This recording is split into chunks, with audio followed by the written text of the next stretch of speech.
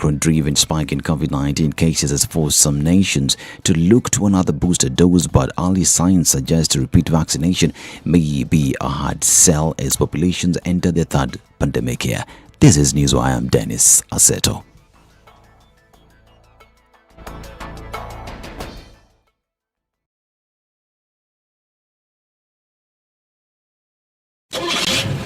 The SpiceFM Newswire is brought to you by InDriver.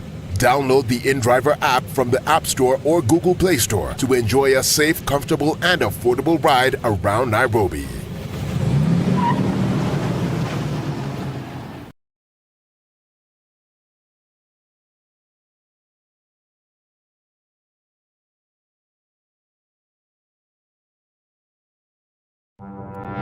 There are so many people peddling what is false and that it bears remarkable resemblance to what is true. Politicians have their agenda, and their agenda is to use every opportunity to sell that agenda and to loot this nation. I have seen major strides that are done in this country when we talk to each other as against talking at each other. We start getting back into the tribal cocoons which were put to us by the colonial powers. You know, they gave us physical freedom but not mental freedom. We're still mentally colonized today into these cocoons of tribe. Now, if you live in an area where it's difficult to find a dog, He's a goat. I kid you not. in which part of this country is it difficult to find a dog? So that you resort. Afande umbo yako iko na hii ni umba special. 87.9 Spice FM, Mombasa. All right, it's Tuesday, and what do the roads look like this morning? Jogo Road is already starting to pile up, and that is normal business for this time. Langata Road, again, also starting to pile up as you get towards the roundabout, but nothing too crazy at this point in time. Landis Road out towards the Kamkunji roundabout, and then onto Haile Selassie. That already is a thing, and some action happening there. Juja Road will give you the most traffic getting into the city this morning as Thika Superhighway is yet to wake up. But fingers crossed that it will not be too much of a crazy situation this morning. But if you are wise, now would be the time to get out. Let's talk through the morning. SpiceFMKE on Twitter. Text 40127. Things are moving. Let's keep it that way.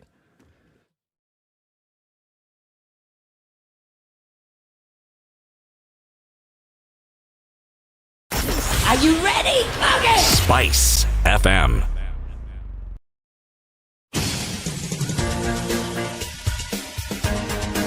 This is the Situation Room, the home of hard-hitting political commentary and penetrating insights about the state of the nation. This is a talk radio experience like no other. The Situation Room, a place for hard truths, debates, and elevated conversations. The Situation Room, witty, political, engaging, deep, controversial. In the room, we have C.T. Muga, researcher, academic, seasoned political observer, a fountain of wisdom in these politically uncertain times. Ndu Okoh, Nigerian by birth, Kenyan by choice, communications expert, Pan-Africanist, a truth seeker and believer in people power, and Eric Latiff, agent provocateur, the man in the chair, seasoned journalist, news hound, a man who believes in punching up, not down.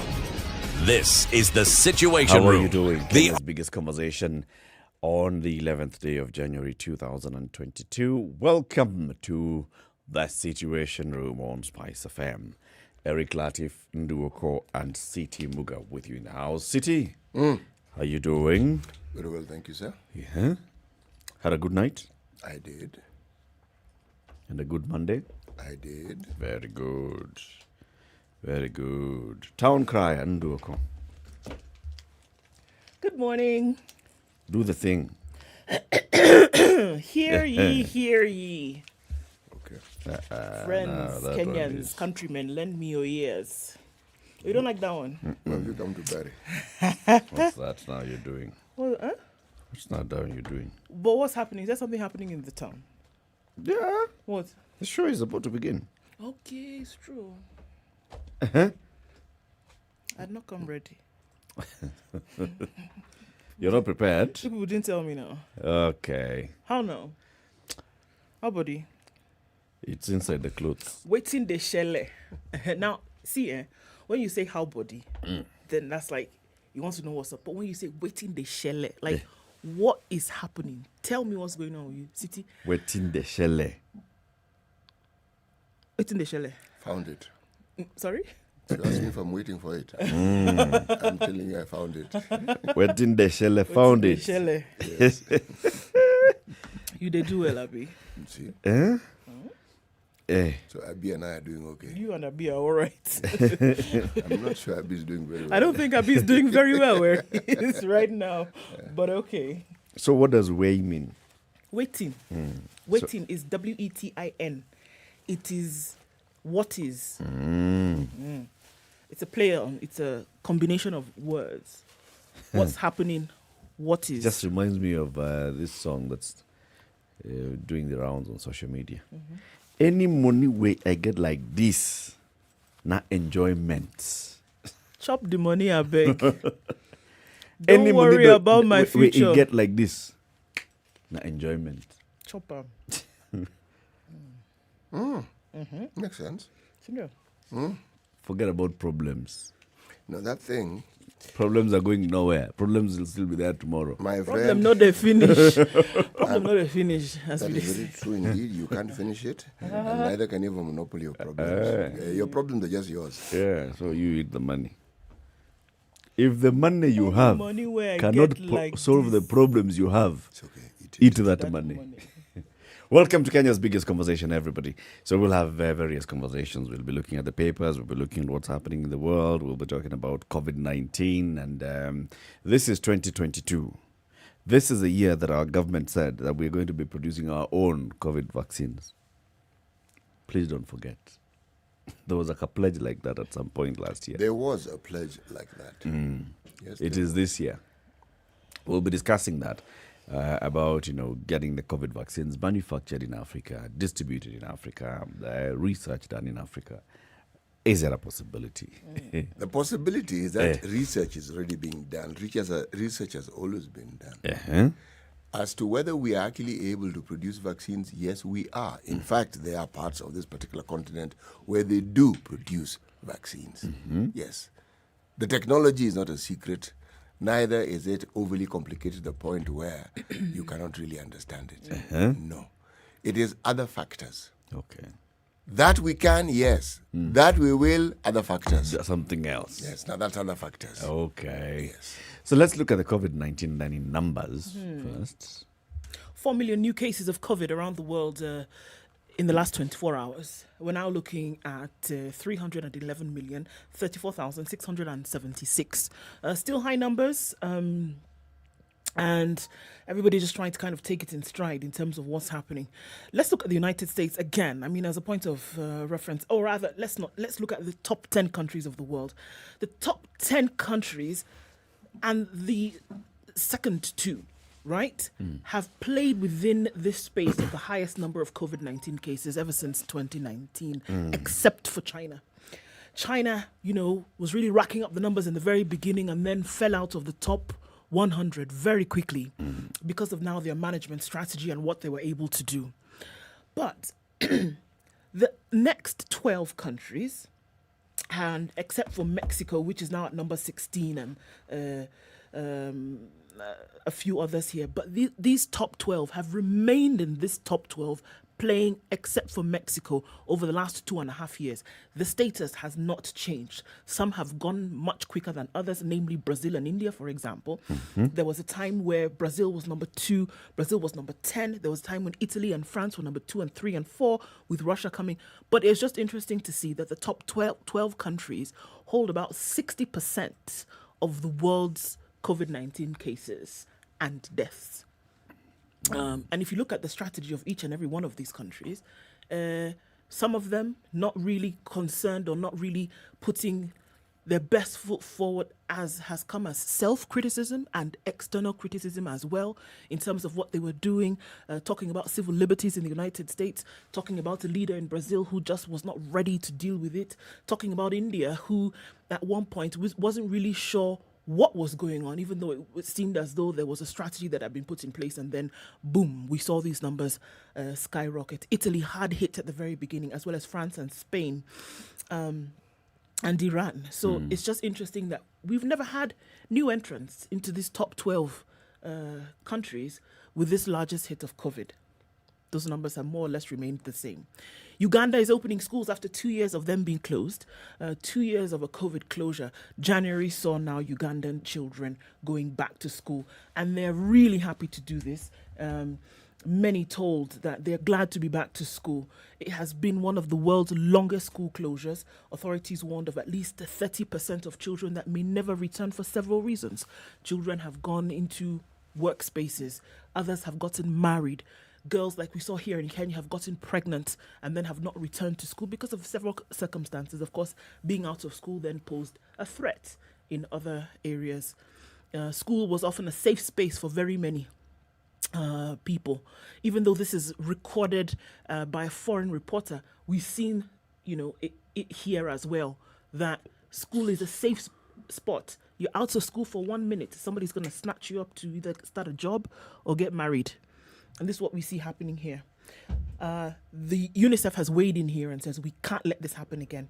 We must keep schools open for every child everywhere, regardless of the situation. So they're back to school today, and let's see how that goes on. World number one, Novak Djokovic will defend his title in the Australian Open after that court sat and released him from detention and upheld the decision of the medical board to let him play, even though he has not been vaccinated against COVID-19. Interesting. Let the games begin. Let them continue. But there's a discussion that sort of like comes into play and then disappears again. And that discussion is why it is, despite all known predictions, scientific and otherwise, the surge of COVID on this continent of Africa has not risen to the levels that we see in Europe, in America. Now, there are people who argue, well, maybe it's a reporting issue, it's a testing issue. Yes, we understand. We understand. But even if it is a testing issue, if you just look at the ratios out of the numbers who've been tested, not necessarily the total number of people who've been tested, out of the numbers of people who've been tested, what is the positivity rate?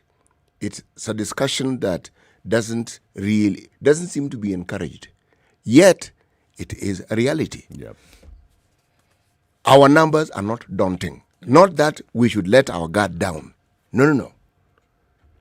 But the question that should be asked, and I'm asking it, is why is it that our numbers are not daunting, despite predictions that we ought to be dropping and like flies and simply dying every other day? And why is it that the focus seems to be still that it is China where this disease originated, where the people who are being ravaged the most are Europe and America? Why? Why? South Africa comes up and tells you, we've come across this new variant. And what does the Western world say?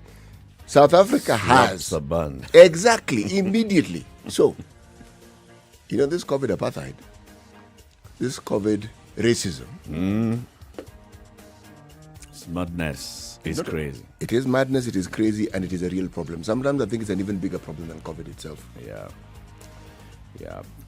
Kenya's biggest conversation. Time for us to take a quick break and take a look at the weather, and then we'll be looking at our newspaper headlines shortly. Good morning, live streaming on SpiceFM KE, YouTube and Facebook.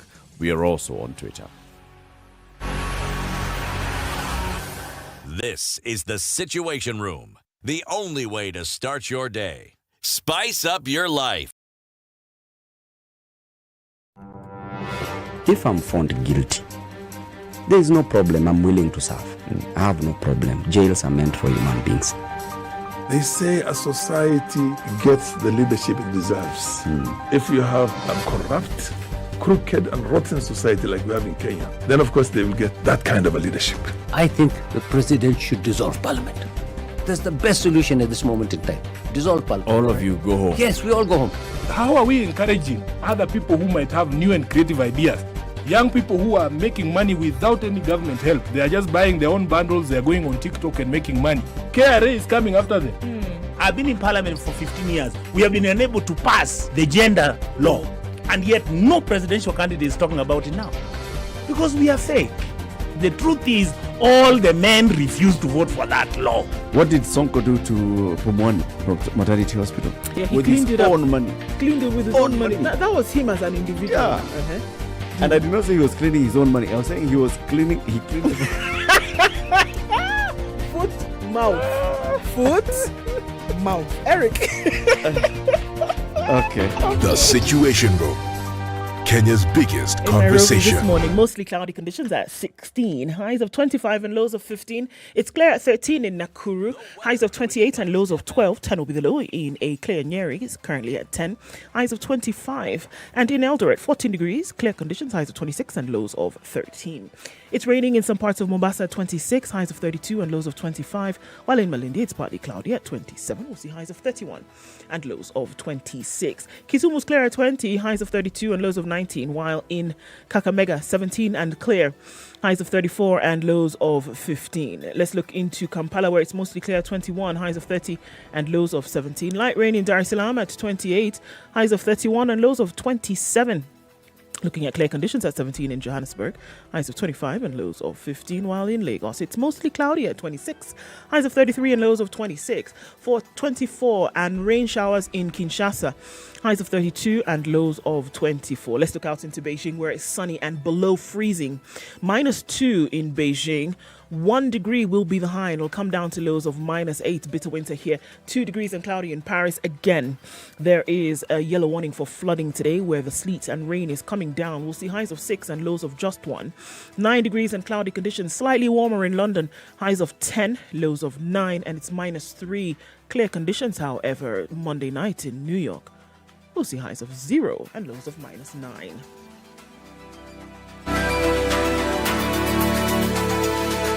Spice FM. Spice up your life.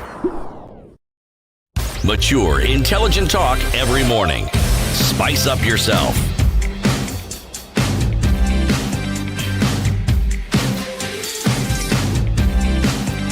Mornings done right. 94.4 Spice FM, Nairobi. Arnold says good morning, and how are you all doing? A station where mature minds meet and tune into. Love you guys. Well, asante sana and karibu. Good morning, Team TSR. Have a great day ahead. That's what Stan says.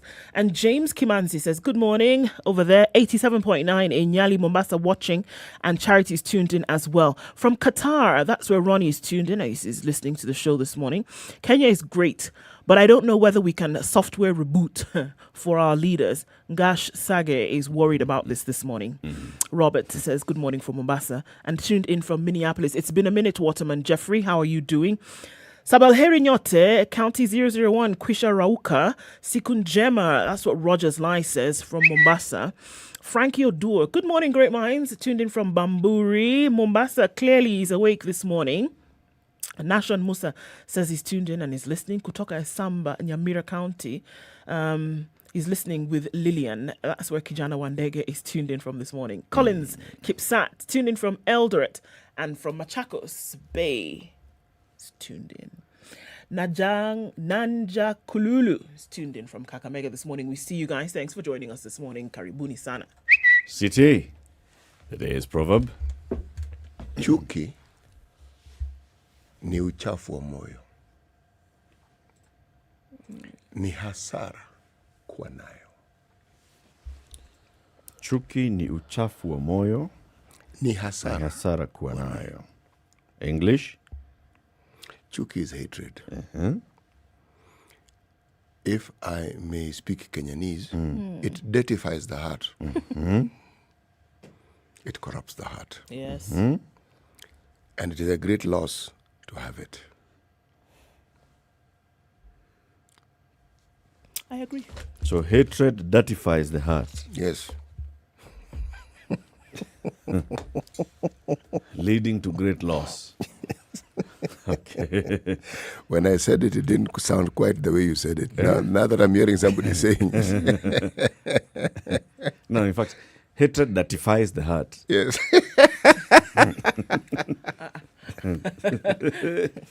Okay. Good proverb. Let's look at the headlines in the papers. Standardmedia.co.ke. Remember, you can get all the content right there. Standardmedia.co.ke. They'll ask you, just create an account. Create an account. Okay? Don't worry. Just create an account. And then you'll be able to access all this content. What do you want to start with? So, Deputy President William Ruto is feeling the heat over the statements by Senator Linturi. And he's whipping his allies.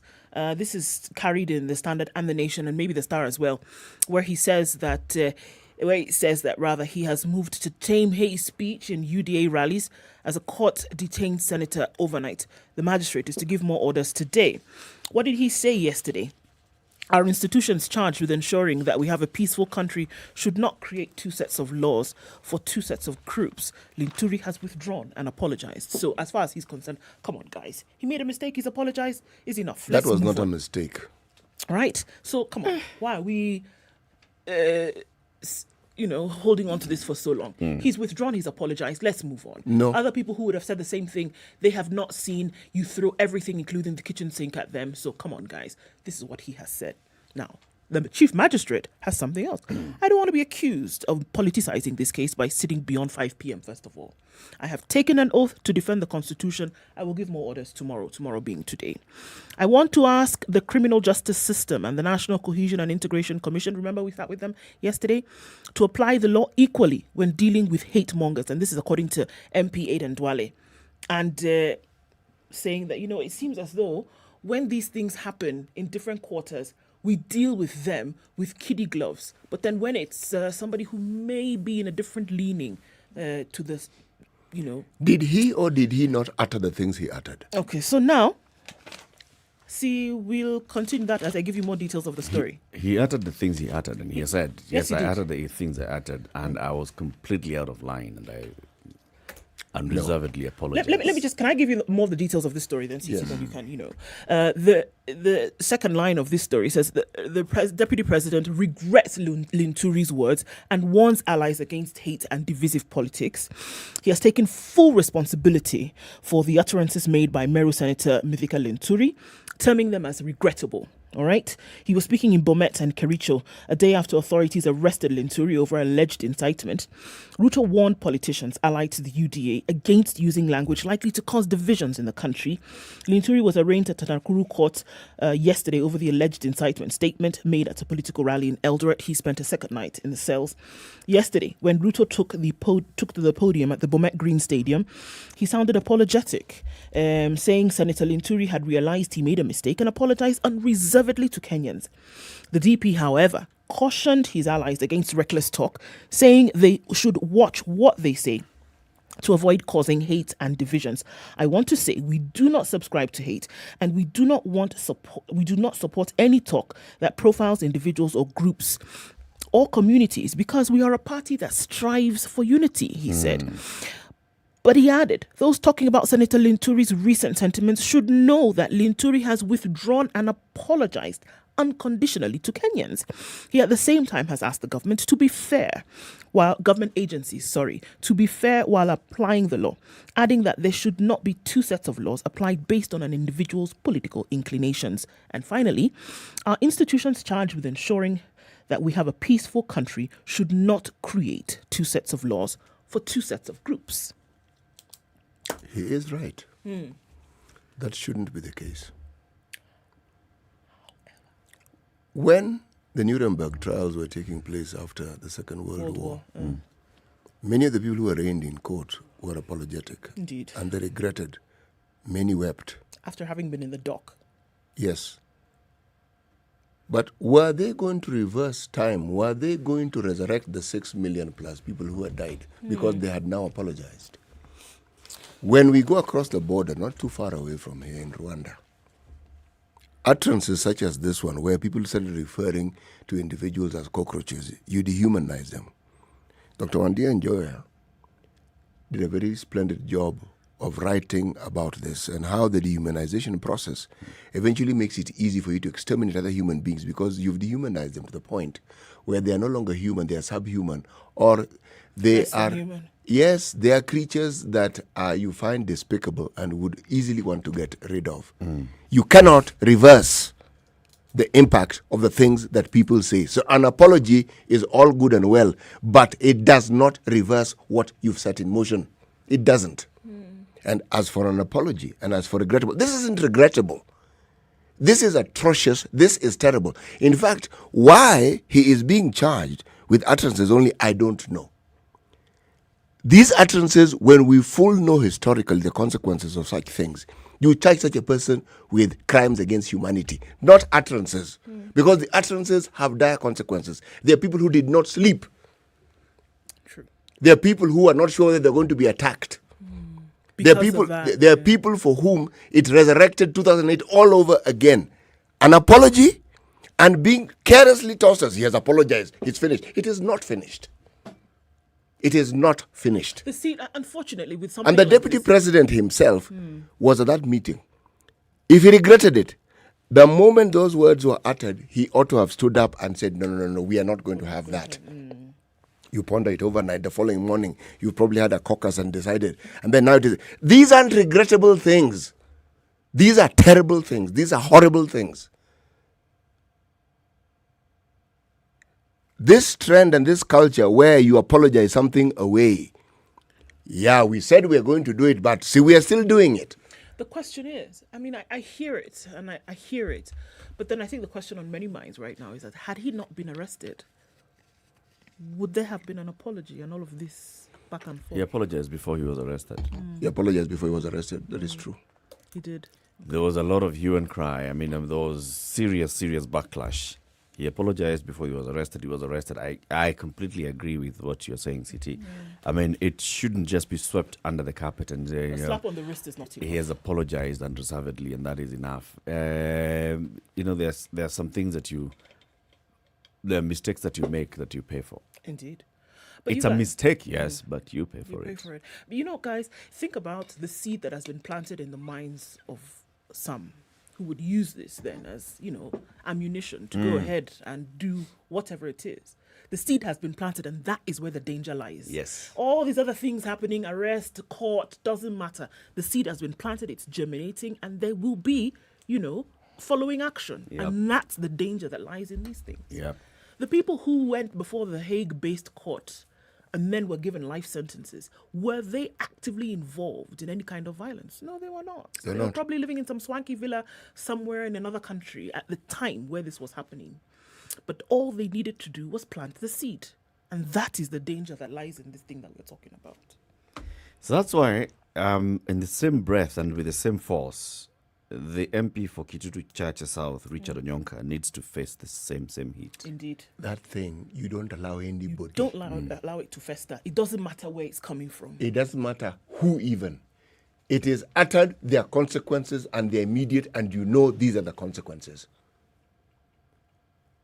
That's the only way to send a message. Let's take a break then at 27 minutes to 7. Time for us to take a look at the traffic, and then we'll be looking at other headlines shortly. This is Kenya's biggest conversation, the Situation Room. Johnston says it's tuned in from Kericho.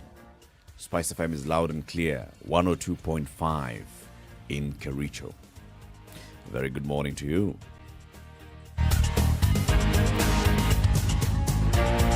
This is the Situation Room. The only way to start your day.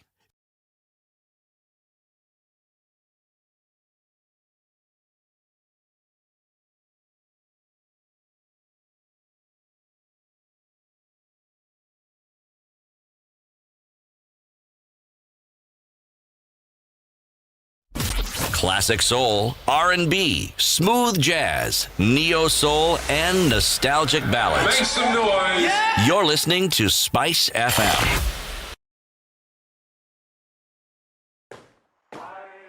ABSA was very responsive when COVID came about. And one of the things... All right, half an hour later, and let's see how it has built up and there you go. The Thika Superhighway, where minutes ago there was no traffic, that has already started building up, and we're going past Pangani, and then inching closer and closer towards the drive-in this morning. So that's something to watch out for. Kiambu Road has also started getting out there. Westland started quite early, and we're looking at Wayaki Way building up quite significantly. All right, Uhuru Highway also here and there.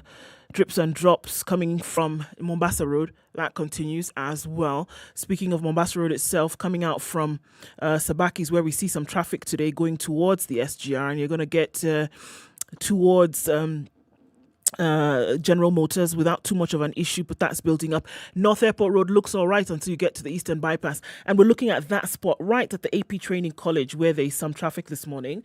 Apart from that, things are just waking up. The sun will be out in a few minutes and probably traffic would have increased. So let's plan for that accordingly, shall we? SpiceFM KE, talk to us about what you see. You get stuck somewhere, let us know. Find a good route to use. Let's share that with our folks on SpiceFM KE on Twitter. Text 40127.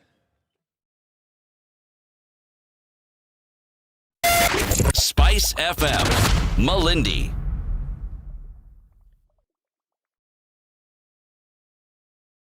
Mature, intelligent talk every morning. Spice up yourself.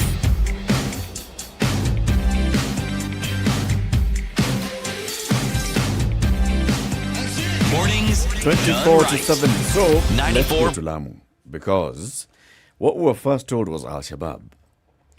And we're still being told sometimes, oh, it's Al-Shabaab and all. The attacks continue. So far, 14 people have died in various villages in Lamu because of attacks by people who come heavily armed and they disappear back into the forest. Remember, Lamu is not some place that has just been sitting like that, especially the areas around Boni Forest. This is a place where we've had security operations for long. KDF officers, police officers, intelligence officers from NIS, from military intelligence operating within this area to flush out Al-Shabaab. However, in a spate of just about a week, we have seen villages being attacked and people coming and going. Police officers, 2 police officers, 4 police officers actually were killed in an explosion in Milihoi area in Mkunumbi on the Garsen-Lamu road on Friday. Kibaoni, Sunday evening, 2 people were killed. Those people were running away after people had actually come and attacked them. People are running away, they are killed, and the killers have disappeared. So what we're seeing is now security meetings being held in the area. The Interior Cabinet Secretary, Dr. Fred Matiang'i, meeting with the regional coordinator and the leadership of Lamu, including the senators, Governor Fahim Twaha, Regional Commissioner Elungata.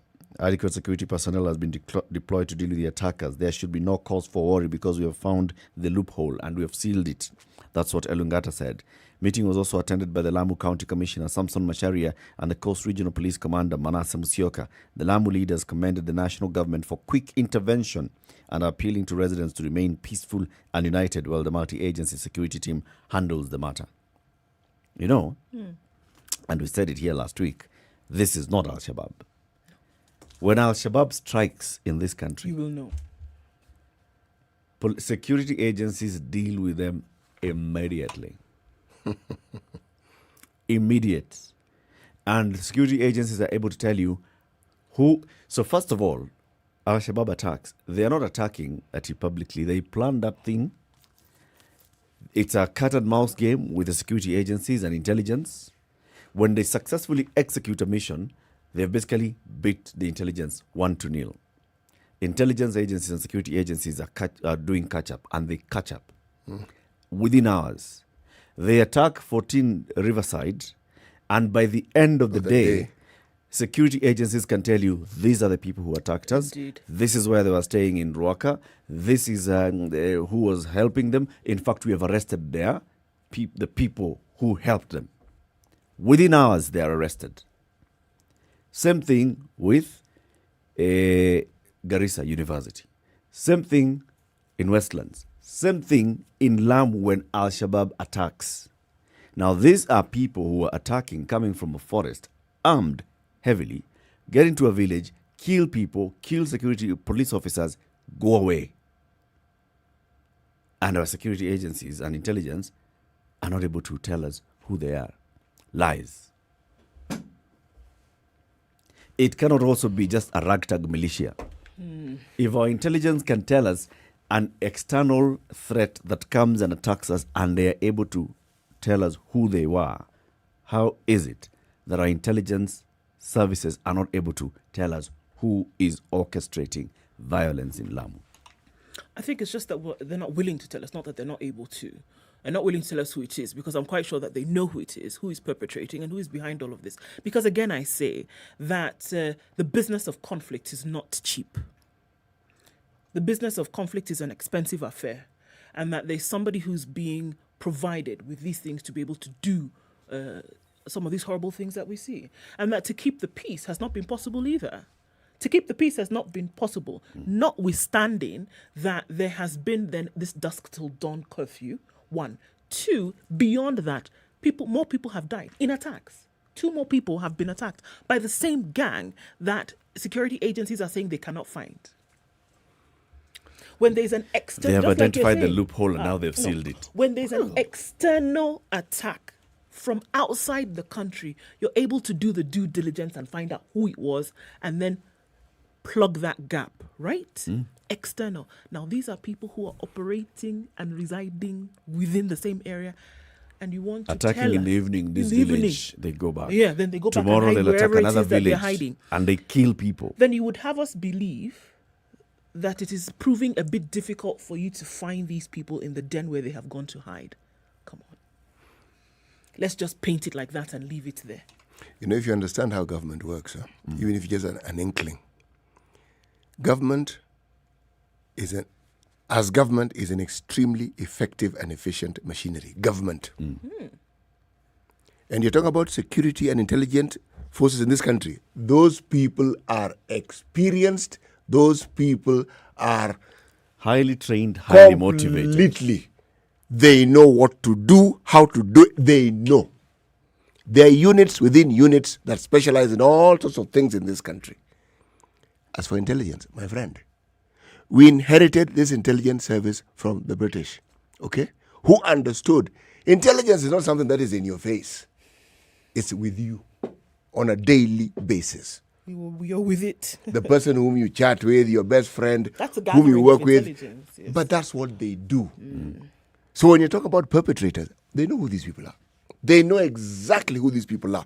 The question we should ask is, some of these interagency issues where someone knows, reports it, and somehow it comes to an end. Or instructions are given, but some other agency is supposed to carry it out. Somewhere along the line, something is diverted and taken elsewhere. But it isn't that the information isn't there. And it's for a reason. Yes. And I dare say it is business. Yes. It's commercial interest. In Lamu, we know it's about land. Even Regional Commissioner Elungata himself has said it. It's about land. There is land here where the people who've been living here for a while, years, there have been conflict on who exactly owns this land. Farida Karone is about to demarcate and say who owns the land. So it's about kicking people out. It's land. You know, it's commercial. Same thing happens in in the Suguta Valley. Same thing happens in Laikipia. Same thing. Same thing. Same thing. There are people who are basically commercial barons who have taken over and captured Harambe House. Yes, they have. So these stories of Ado, we are meeting, we have seen holes. You know, when Jiro Kikunya talks about state capture, what I've realized is that we are touching the tip of the iceberg. How profound and how entrenched that state capture is. Because what I am seeing here is a lack of coordination within the agencies, not a lack of capacity. No. And this lack of coordination is deliberately being enforced. Somebody somewhere is ensuring that this thing doesn't work. They know what they're doing. They know exactly what they're doing. And Matiang'i and Dr. Kibicho know what's happening. What they do. Absolutely. There's no way that Elungata, the regional commissioner, who processes the intelligence that he receives and then he's the one who relays it on, he can say it's land, and then you keep telling us, bandits. No, come on. Do you remember Elgon when we had issues? Yes. And the government decided to do something about it. Have you heard a squeak coming out of Elgon since? Nope. So, nothing. Come on, these are games. Let's take a break at 6:45. We shall look at other headlines shortly. Good morning.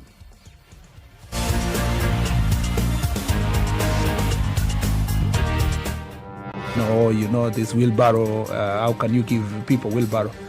His party symbol is an umbrella. Is he distributing umbrellas in Makueni? Have you been told if we don't lock between 10 to 4, this is what we're saving? You try and call them, the same person who was in your house every day, because they know you are influential and you will give them votes. Call them after 1 month and see if they'll pick up their phone. Don't tell your member of parliament that you want him to come and build a school, you want him to come and do a hospital. That is not the work of the member. Now that we have devolution in this country, this resources should go to those devolved units. You have to have strong, independent institutions. And I mean, you have to have police who has the right to take the biggest town in the country and question, why did you do this and that, and send them to court if necessary. Joel in Kericho, good morning. Salama sana Eric, habari ya asubuhi. Salama kabisa. Mbunge wako ni nani? Anaitwa Seriousness Maritim, hapa ni Ainamoi. Seriousness Maritim, Ainamoi. Yes. Sasa ile juma nampambia yeye nini? Amalize aende. Asante sana. That's it. The Situation Room. It's Kenya's a biggest conversation. Business Daily. Sasa mbona unacheka wewe? Nacheka because you call it daily business. Now, to simply add icing to what you're saying, Kenya renews Lamu oil search amid Somali row. Okay. Kenya Business Venture, formerly Ajip, started drilling last month in Mlima 1 well, which is also known as Block L11B. Kenya has stepped up and the gas and oil exploration activities in the Lamu Basin weeks after rejecting a ruling over a 4-decade maritime dispute with Somalia. This isn't a 4-decade problem. You know, gone are the days when you needed somebody with some magical powers and some forked wood to try and give you an impression as to where you might find oil or water. No. These days, satellites can tell you, just looking at the topography of an area, you can more or less single out the areas where you are likely to find oil and areas where you are not likely to find oil. Okay? Yeah. So the issue of oil and us and Somalia, this is an old story. It's a very, very old story. And the issues around it are not the ones we keep being told. They never really are. But then when you look at now what's happening, do you remember the time when there was a massacre in Peketoni? Yes. Okay. 2014. Yes. Now, what was all that about? Again, it was land. Yes. It was made like it was some religious this and the other, good camouflage. But what is it? Now, one of the things that happened around the time when Lapset was setting shop, and there was all these ideas of wanting to expand, people speculated and bought land. Then the government came and cancelled all those dealings. For good reason, for good measure. But do you really think that the people who were involved sat back and just accepted that they've been cancelled and that life goes on? The answer is no, they don't. There is an entrenched culture of people within government doing business and being at the heart of business ventures. And given the powers that they have because of the work that they do, some of these conflicts that we keep talking about will not come to an end, because so long as you have people who have power within government having vested interests in business, they are going to do everything within their means, and those things that are within their means are plenty, to ensure that a state of unease is a continuum. So you really can't get anything done. But they understand and they know and they benefit. Why? Because somehow we accepted that everybody in Kenya must be a billionaire, especially if you are in a position of authority. We stop being billionaires in this country. Everybody wants to be a billionaire. And wants to own property either in Dubai or Jakarta. It's not in Kenya. No, we're through with that one. No. Okay? Outside the country. Okay? And then you also want to have an account here, an account there, an account here. Now, that is the measure. And that's the discussion that people have. So that account of yours in Jersey, how is it doing? That account of yours in Mauritius, how is it doing? Yet, they're the same people who every day will stand up and tell you how they're looking after the interest of the common man. Really? Really? A common man is currency. Yes. And collateral damage. Yep. Kill 17 and I come and kill 18. Yeah, so I'm better. Better off than you. So, yeah. Uh-huh. A bit of a bizarre story as reported in the Standard today. A murder suspect seized as he returns to the crime scene. Brilliant, isn't it? Residents Residents of Maimahiu in Naivasha were treated to a bizarre incident after a suspect who had allegedly killed a motorcycle operator returned to the scene of crime. Dressed in clothes stained with blood, the man returned to the scene hours after the body of the victim was found dumped off the Maimahiu Limuru Road. The suspect narrowly escaped death after a mob set on him before police came to his rescue. Trouble started after a man's body was found lying in a pool of blood near the Italian church, Catholic church, in that little church up there. He had been stabbed several times and bled to death. Joseph Joroge, a witness, said the suspect, who arrived later, kept going round the scene before the public noticed his clothes were stained with blood. Joroge said that when the man was questioned, he gave contradicting stories and could not clearly state how he ended up with blood on his clothes. The public beat him up and wanted to burn him, but police managed to rescue him in time. Naivasha OCPD Samuel Waweru said the suspect was being interrogated in connection to the killing.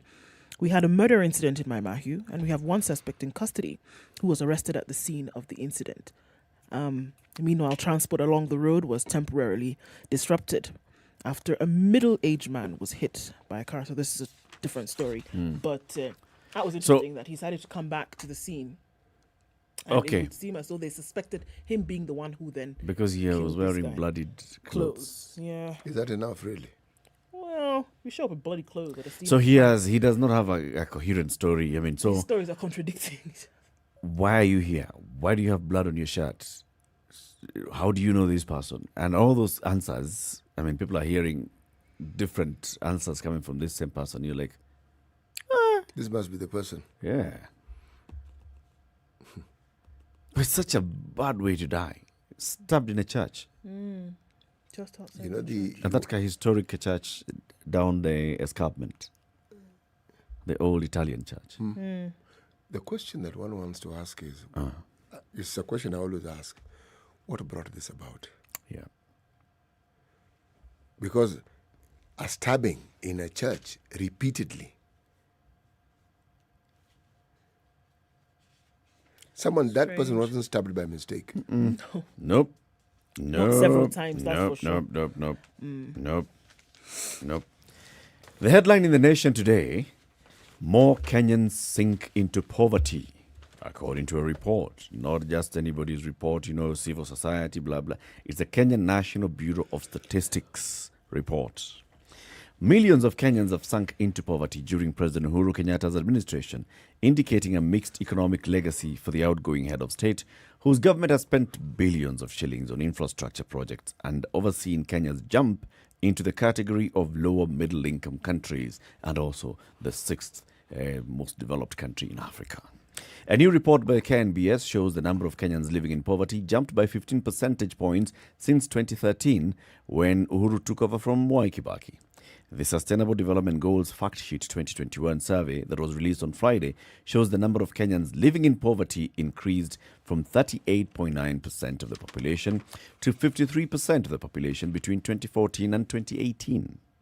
Living in poverty is considered more than just the lack of income. It encompasses lack of access to healthcare, lack of access to education, decent shelter, and other basic services. According to John Muthui, a program coordinator at the Institute of Economic Affairs, this means that more Kenyans are losing the ability to purchase essential commodities for survival because their incomes have fallen below what can afford such commodities. So 53% of the population as of 2018 was living below the poverty line, could not afford healthcare, education, decent shelter, didn't have an income. This was 2018. 2020, COVID. 2021, COVID. How do you think it is now? Who are these 47% who are living above this line? Are they actually living above this line? It's a full-page story here that looks at, all these other factors. So the government came in, the government has invested a lot on infrastructure and trying to spur the economic growth. Is it working, or how much longer is it going to take before the full benefits of infrastructure development are realized? What else should a government be doing to balance this out? Because you need infrastructure. Indeed, but this cannot be the constant state of things. So what do you do? Are you saying that you do infrastructure while at the same time doing what else? You know, this discussion seemed complicated, and at some point, I actually thought a way out was difficult.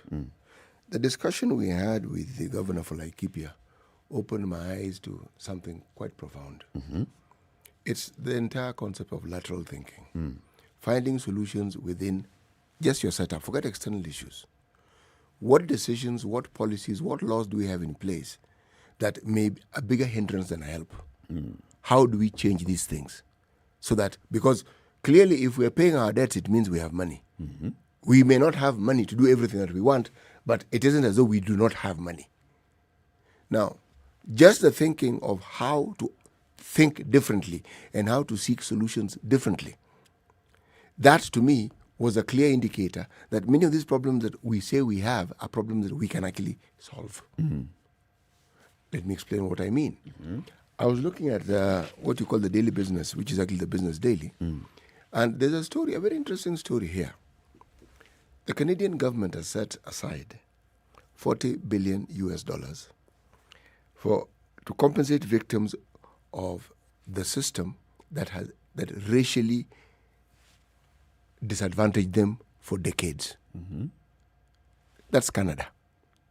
Now the US has had such an issue stuck for 4 decades, meaning they've never arrived at a point where they can say, okay, slavery did this to people, we need to do this to resolve it. This is what they haven't. What am I saying? I am saying that when a country is determined to find a solution to a problem, you see the steps they're taking, and they point in the direction of determination and focus on solving the problem. The issue, this issue of getting people or halting the downward spiraling force that we have and that COVID has brought about, it is not an impossibility. Universal basic income is precisely what, well, let me reverse that. Universal basic income is actually crafted specifically for this. And this is not something that was invented for the third world. No. The world over, it is understood. There are people who are poor to the point of destitution. So you halt that process. You give them something that enables them to survive on a day-to-day basis so that they can then move on to the next step. I dare say it's something that we can do. Indeed. It is. And there's a place to start. You know, the thought is that you will get from 0 to 100 very quickly. But once you start to open up those spaces, what you realize that you have an opportunity to improve.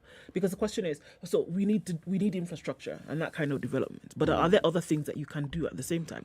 I mean, some of the things that we're privy to in terms of information just yesterday is that you don't even need money to get some of these things done. You can open up spaces that allow people to do business, because we must realize that it is not the job of government actually to provide work for individuals, for example. It's not their job. Their job is, in every sector, to create an environment conducive for people and business and development to thrive, which you can many times do without money. Very possible. Embracing the potential is now often where we find those blocks. Yep. And when the people who know the opportunities actually think of the opportunities for themselves, kinaumana.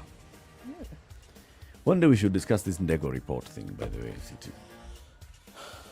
And what that did to us from 1971 by allowing people to sit and plan for the country and plan the opportunities within the plans of the country. And to be involved in the process of business. Yes.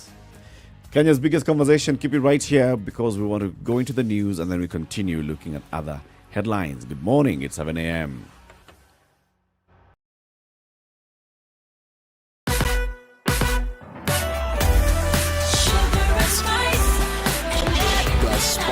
SpiceFM Newswire is brought to you by InDriver. Choose your preferred driver, mode of transport, and negotiate your fare to your destination for a safe, comfortable, and affordable trip only with InDriver.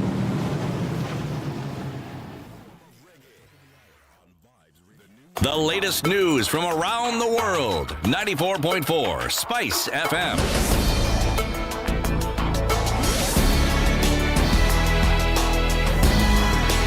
This is Newswire. Dennis Aseto.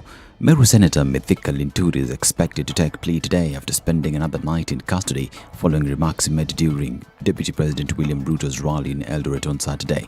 Linturi was presented at the Nakuru Law Courts, where the prosecution, led by State Counsel Jamsumbo Nyango, filed an application to detain the senator for 7 days pending conclusion of investigations. Chief Magistrate Edna Nyaloti directed that Linturi be held at Kaptembo Police Station until today morning. Linturi is awaiting a bail ruling at the Nakuru Law Courts. Still on matters surrounding inappropriate statements, and Director of Public Prosecutions Nordin Haji now wants Kitu to charge MP Richard Onyonka probed over incitement claims. In a letter to Inspector General Hilary Mutyambai, DPP Haji directed that investigations immediately begin surrounding a video where Onyonka is captured uttering alleged unlawful remarks. In the video circulating on social media, Onyonka is seen addressing a crowd in what appears to be a response to utterances made by Deputy President William Ruto's rally in Eldoret on Saturday. Haji instructed IG Mutyambai to submit his findings within 7 days. And Deputy President William Ruto has urged ODM leader Raila Odinga to denounce violence. Ruto urged Odinga to stop using Kibra and Kondele areas to instill fear among other leaders from touring Luo Nyanza. Speaking in Bomet and Kericho counties, the DP said leaders, irrespective of their political or ethnic persuasions, were free to sell their agenda in any part of the country without any fear. At the same time, Dr. Ruto cautioned leaders from across the political divide against spewing hateful remarks. And the Senate is expected to begin deliberations on the political parties amendment bill that was passed by the National Assembly. Already division is being witnessed as some senators have already hinted that they will present more amendments on the bill. The Senate Business Committee says that senators have until January 27th to conclude the debate. After the first reading in the Senate, Justice and Legal Affairs Committee will take the bill through the relevant processes that include public participation, which will go into the final report that will be submitted before the floor of the House for debate. The report will be tabled in Parliament on January 25th for debate, which will continue until January 27th when the vote will be held. Now, Education CS George Magoha has warned politicians against disrupting the academic calendar as well as the 2021 and 2022 national examination schedule for this year. Speaking in Murang'a County, Magoha stressed that the 2021 national examinations will be held in February, starting with the KCSE. Later in March, the KCPE will be held in March and in May. Examinations for grade 6 candidates under the CBC curriculum will be held. He added that between October and December this year, the second group of grade 6 students will take the same exam as the KCPE and KCSE candidates in 2022. In terms of the preparedness for exams, we are ready to go. I just want to say for the upteenth time that these March examinations have taken into consideration the fact that the timetable was constricted and that the children should not worry, and the marking will also take into consideration the fact that the timetable was constricted. So there's no need to panic as if it is the end of the world. We just want to know, under these very difficult circumstances, how much we are able to be taught. Magoha's statement contradicts this year's academic calendar, where schools will reopen for the first term of 2022 on April 25th and close on July 2nd, 2022. Schools will thereafter resume on July 11th before students go on a short break from August 11th to 14th. This means that students will be in school during the August 9th election and will be affected by the election process, as a large percentage of schools serve as polling stations. It should be noted that this year there will be 4 regular terms instead of 3. Now, an inquest court has concluded that the Nakumatt fire tragedy 12 years ago was an accident. Nyeri Chief Magistrate Francis Andai, who heard the inquest to conclusion while in Milimani, ruled that the fire that killed 30 people was not deliberately lit. The magistrate said that the fire was neither caused due to electric surge, adding that the fire was accidental, not deliberate. He ruled that there was no offence which had been shown to have been committed by a person known or unknown in circumstances of the case in relation to the deaths that occurred at the supermarket. The court ordered the inquest closed. Now, if you're using Langata Road, note that the Kenya National Highways Authority has announced a week-long traffic disruption as a section of the Langata Road remains closed from yesterday to Saturday, January 15th. In a statement, Kenha said that the disruption will be experienced at the Timol roundabout to pave way for erection of the Timol flyover. The statement says that the works are scheduled to take place at night from 9 p.m. to 5 a.m. throughout the construction period. In a traffic advisory, Kenha says that the Timol roundabout will be diverted at the junction with Wilson Airport into Langata-bound lane adjacent to the median. This is Newswire. I'm Dennis Aseto.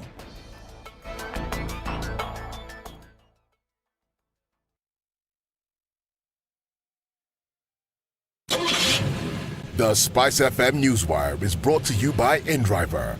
Download the InDriver app from the App Store or Google Play Store to enjoy a safe, comfortable, and affordable ride around Nairobi.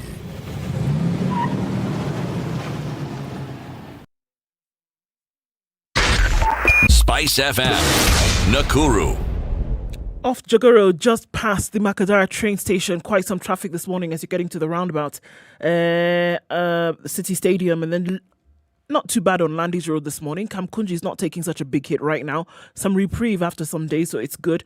Langata Road, we've just heard that part of the road closed off because of this construction. So that's what's happening, at least until the 15th. It's going to get pretty ugly on Langata Road. Can you use a longer route? I think it's possible to use the bypass and then go via Ngong Road to come back into the city. It probably cause you less heartache than sitting in that traffic through most of the day. Ngong Road, not looking too bad this morning, but it's building up. We're looking at that whole square of industrial area starting to build up this morning. What else are we looking at? Coming off the southern bypass of the Likoni interchange, not looking too bad either. Mombasa Road already starting to do its thing this morning, coming out from Sabaki through to the SGR after General Motors. You should be fine. Then you're going to get onto Uru Highway where things are starting to pile up this morning as well. Coming out of Westlands, use the Red Hill Link Road, guys. If you're going to stick on Waiyaki Way, you will cry. Premium tears this morning because it doesn't look good at all. James Gishuru, Waiyaki Way, out into Westlands, and all those little feeder roads in there are looking quite packed. Talk to us on SpiceFM KE on Twitter. Text 40127. Let's keep things moving. This what? It's Tuesday.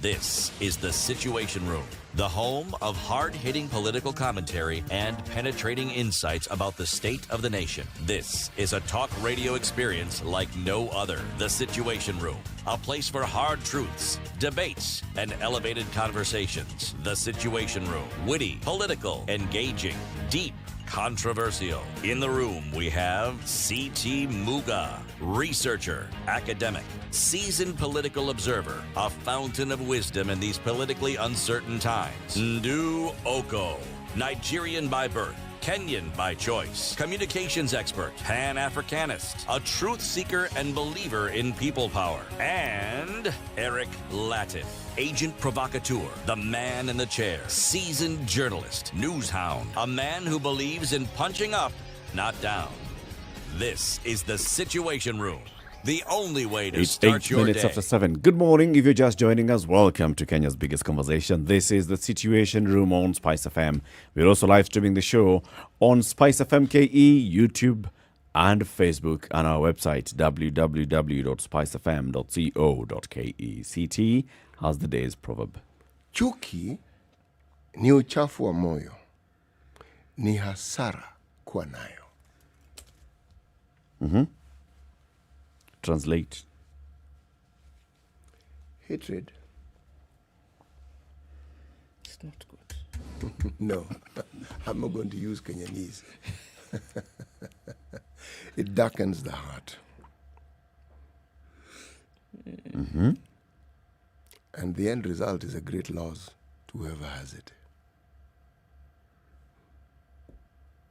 Whoever harbors it. Whoever harbors hatred. Yes. Is that a loss? Yes.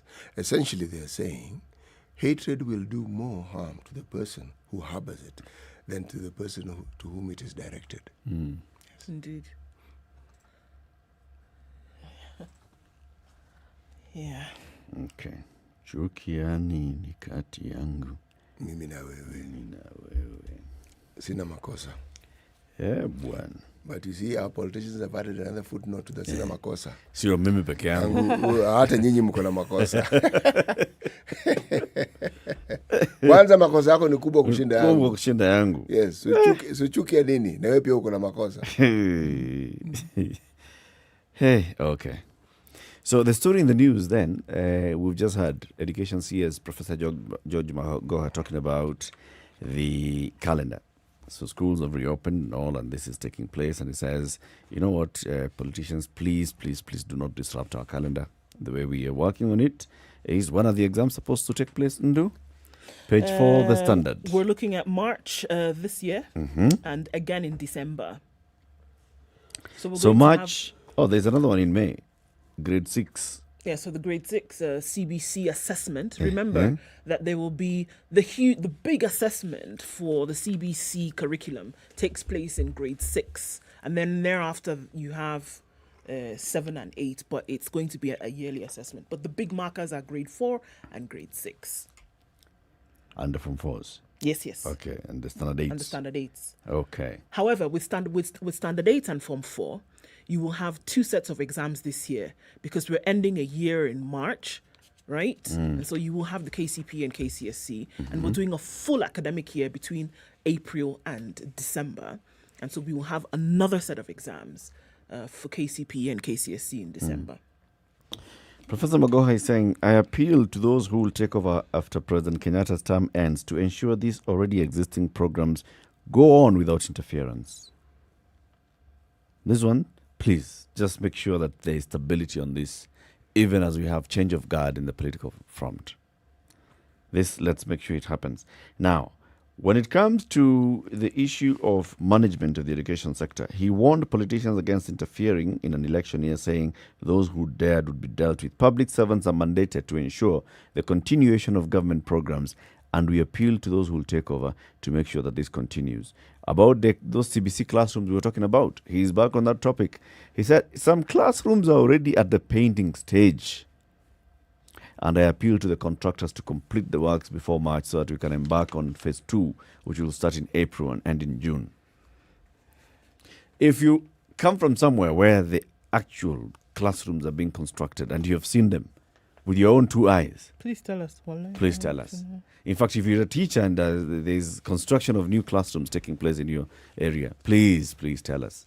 We'd like to know. Eric, you are a very positive person. Yes. And I like the way you look at things.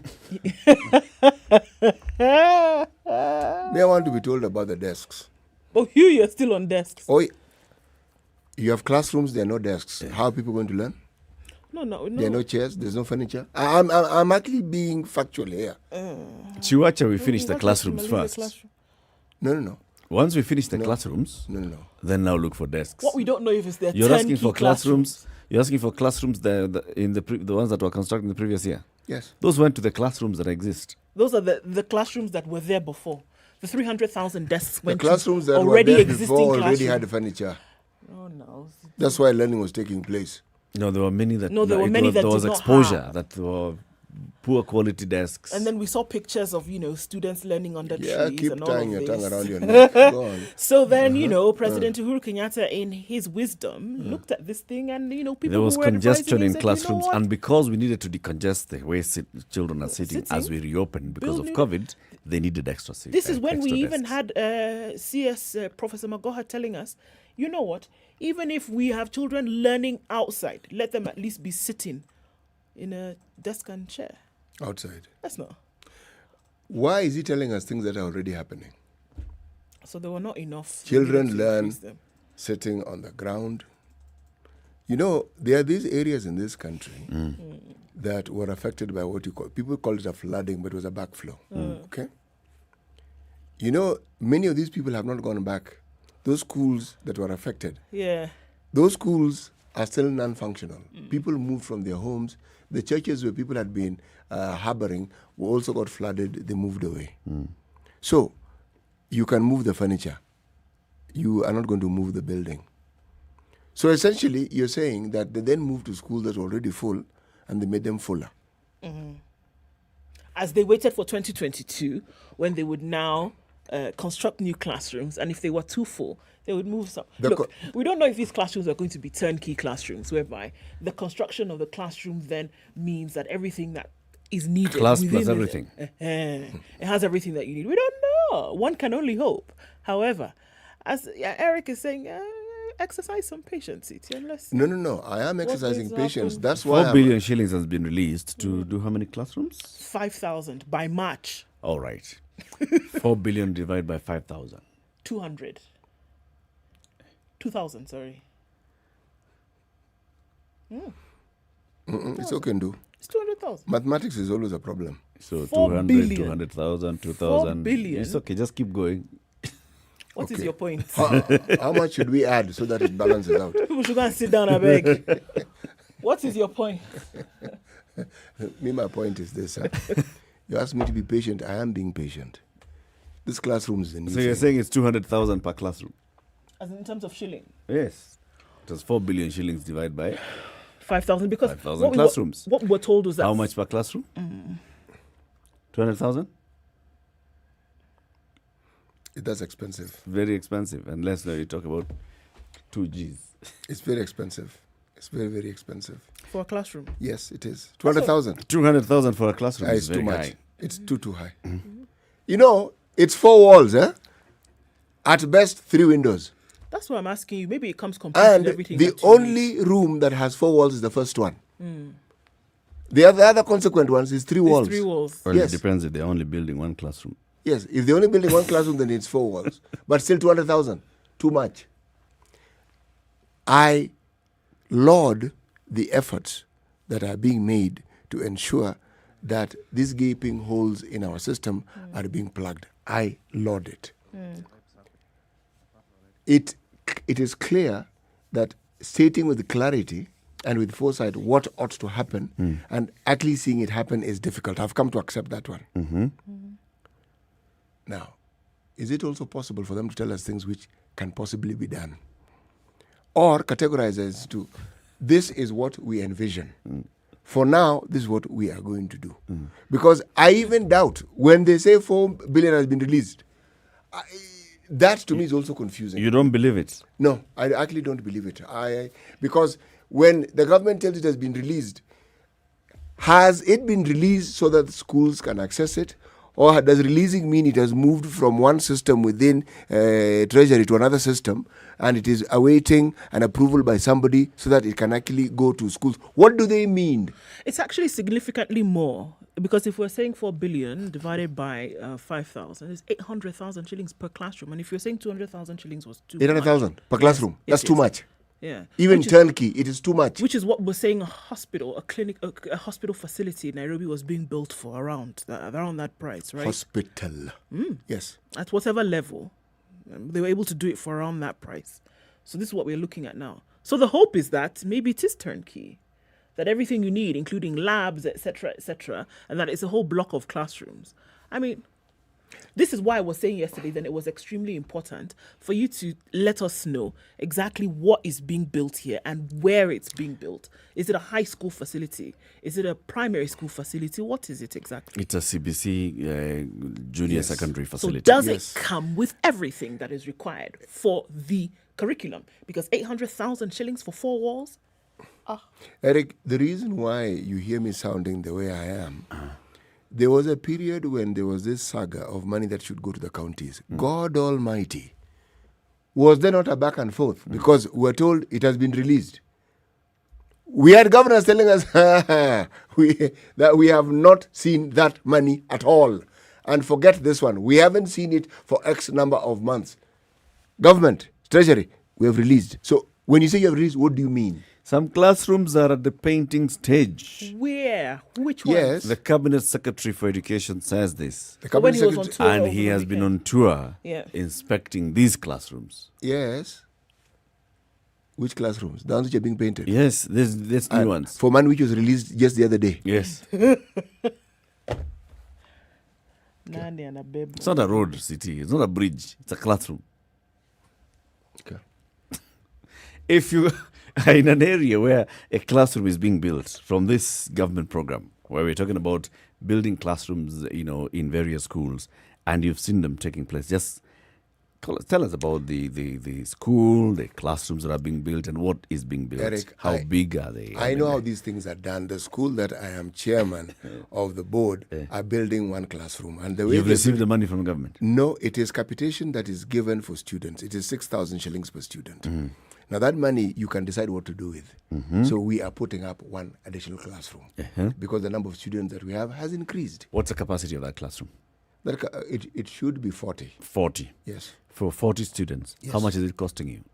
It's not 200,000. It's slightly less than 200,000. They haven't completed less. They budgeted probably 150, 170. Okay.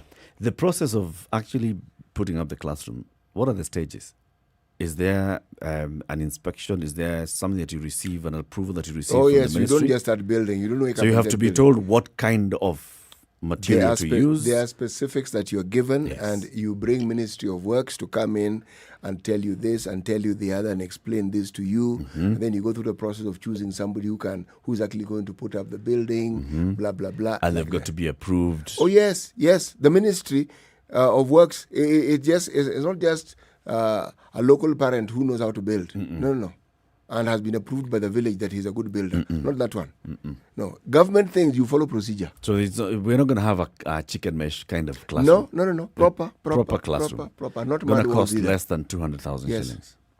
Then this is just the structure. It's just a structure. All right. How much would it cost you to make sure that this classroom is there, usable?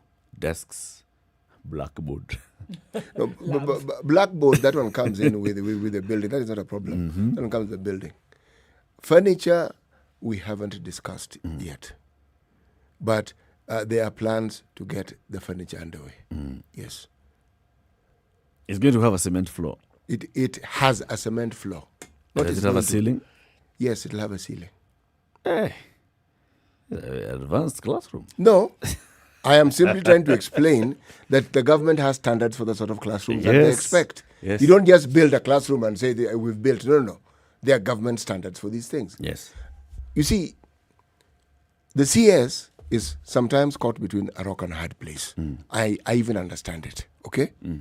Unfortunately, the CS is not a politician, okay?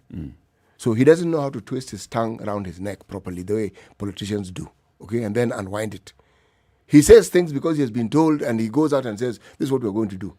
Now, you can see he's trying to write this thing by actually touring these places personally so that he can actually see. You can see the effort he's making. Unfortunately, the same problems that we keep discussing regarding Harambee House and other government ministries, the Ministry of Education is right in the text of it. He has inherited an entire history of misdeeds that ministry has been known for. Money that are meant to go here, going there. Money that are meant to go there, going here, and things like that. Costs being driven up as though they were a rocket trying to go into orbit. Okay? Now, these are things he's dealing with.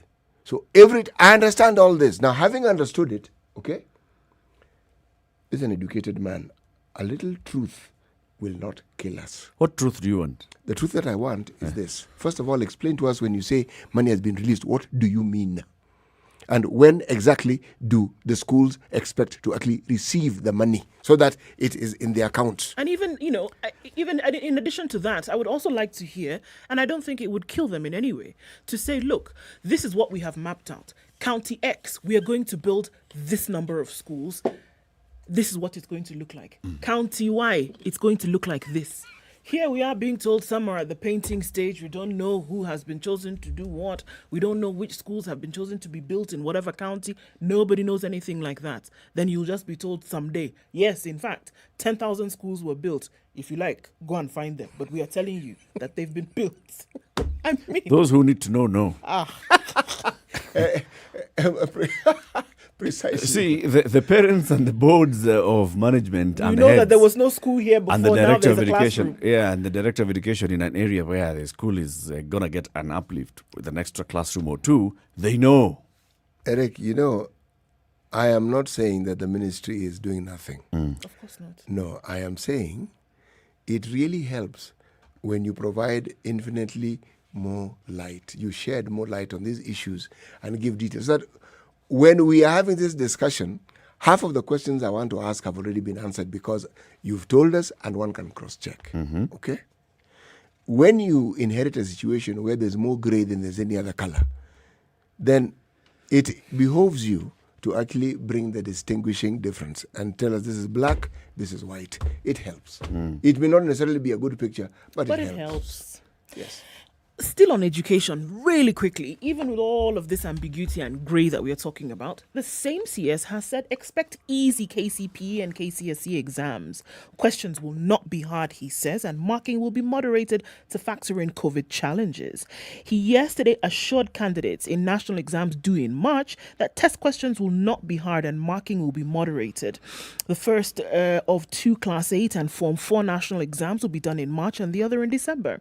There is also the grade 6 exam that will be conducted. So the 2021 KCPE exams will be held in March for 3 days, and then the KCSE will start on the 28th and end on the 1st of April. We want our students to relax and cease expressing themselves in acts of atrocity for fear of the examinations. We are a considerate government and we will be as humane as possible. Magoha, who toured Murang'a South and Gatanga sub-counties, said the 9-month break disorganized the school calendar, limited the syllabus coverage time, and led to a shortage of teachers and fatigue. But we have all pulled through together, he said. We are ready to go and we are guarding the integrity of the exams. We are targeting to conclude the exercises of setting the exams by February. So he says, you know what, guys, with all these challenges, do not worry. Everything's going to be all right. Everything's going to be all right. Okay. Where is that story? Which one is the story about? The story is about a school in Taita Taveta County where a student was sent home. Form 1 student arrested over fire incident in dormitory. Police in Taita Taveta County are holding a Form 1 student from St. Mary's Boys High School, Lushangonyi, at Wundanyi Police Station in connection with the burning of a dormitory on Sunday night. Sunday, new term, third term, Form 1.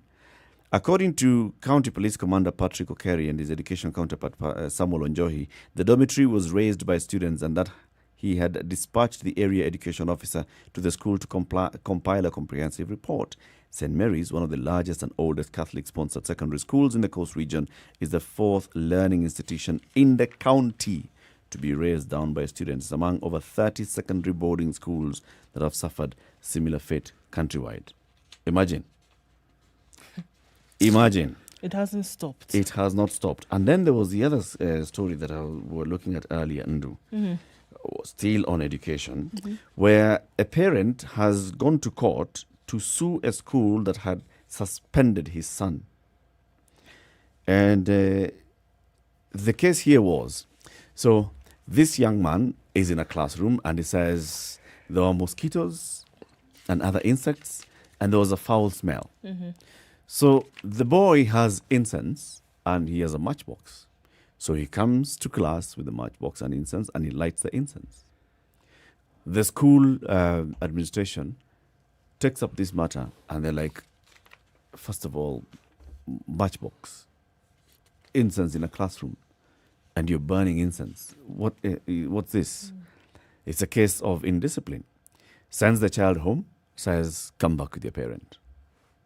Parent decides, me come back with my son to that school? No way. My son had apologized for this. We're going to court. And it says, you condemned my son unheard. No fair administrative justice. My son was apologetic. And he said, you know what? I was just dealing with the foul smell in the classroom and the insects. And I'm really sorry. If you want me to not do that again, I will not do it again. He didn't burn anything, did he? He burnt the incense.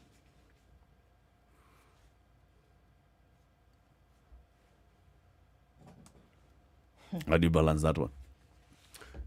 Tricky, isn't it? Huh? It is quite. It's not tricky to me. Why? Go back to school with your son. and argue that thing in right. school. So if an explanation like this makes sense, right? It was just nonsense. I didn't mean anything, terrible. Then if you can hear it and it makes some sense, I agree. Go back to school and make the explanation. I mean, make that argument before the school and say. The one who's always telling us, and many times the invitation is to come and let's reason together. Let's have a discussion. If you're sure that it's just that, then go to school and have a conversation about it instead of this why other I'm balloon. saying it is tricky. Okay.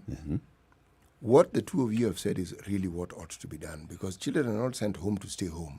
The idea is that you come back with a parent.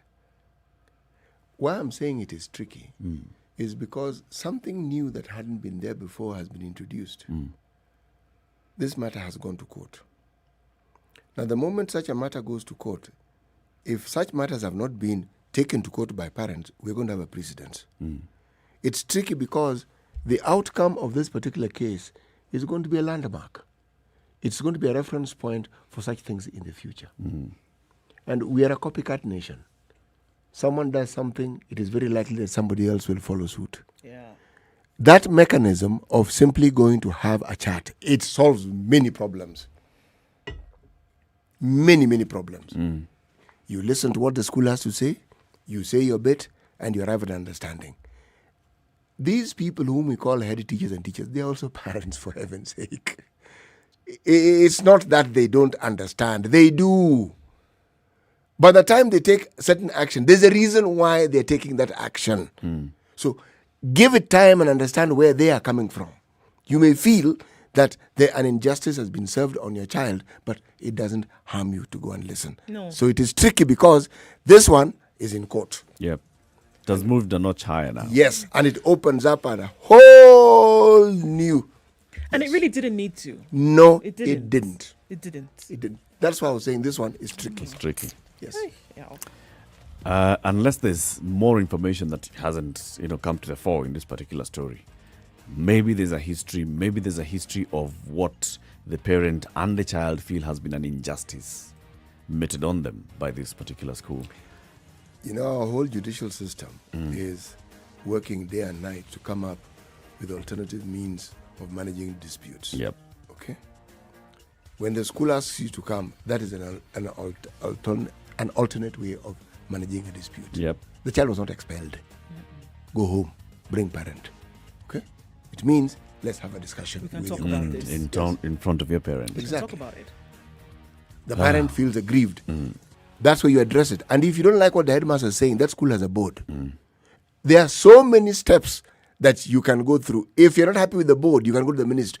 Before you go to court, there are very many avenues you can actually follow. But it's a parent's prerogative to take the steps that they feel will serve their cause. Yep. Let's take a traffic break. We'll be back shortly, 28 minutes to 8.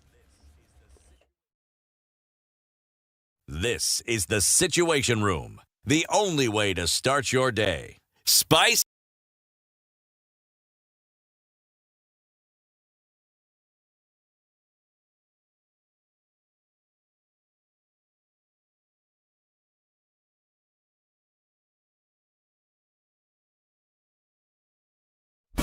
Classic soul, R&B, smooth jazz, neo soul, and nostalgic ballads. Make some noise. Yeah! You're listening to Spice FM.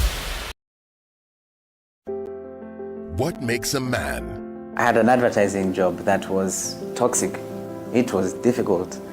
I'm not saying the people were toxic. I don't think anyone is inherently toxic. Don't ever let someone's perception of you become your reality. How do we navigate through career, family, and life? I was an average kid. I wasn't a poor student. Examining what defines a man. We derive our identity as men based on external factors, on things that people can be able to see. A space for men to open their experiences and more.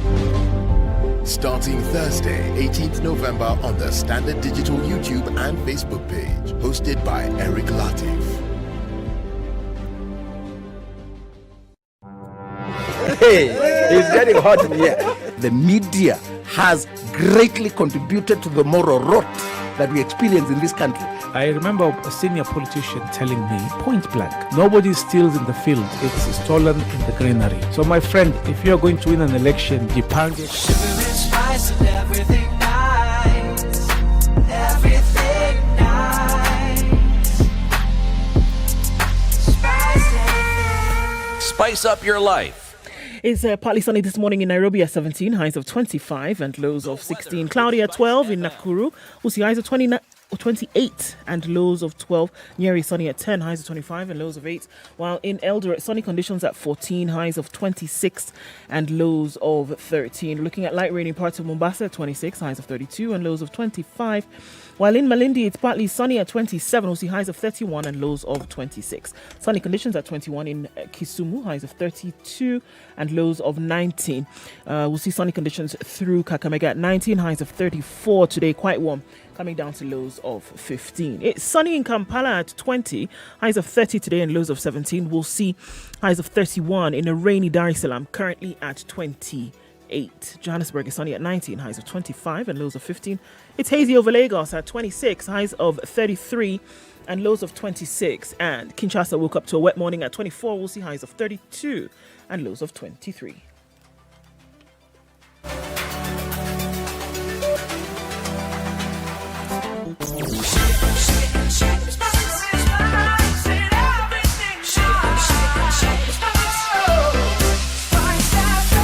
Spice up your life.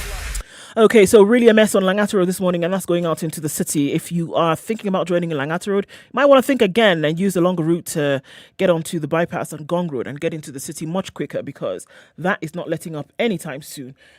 Going out towards Aerodrome from Langata Road also is a thing, and we're looking at that whole Bunyala Road roundabout from Uhuru Highway, quite packed this morning. All right, Joga Road, egging along slowly. And then you're getting onto Landis Road, which is not too bad today, but then sinking into Kamkunji and that whole mess on Haile Selassie. Going into Westlands from the city is also quite packed. We're looking at Raila Odinga Way, also stuck as well. Gong Road, we're in traffic hour now officially, and Thika Road, where you don't want to go this morning. Quite a mess. Outer Ring is feeding onto that, and Limuru Road is quite messy as well, as is Kiambu Road. So traffic hour in proper style. Right now, let's talk on SpiceFM KE on Twitter. Text 40127.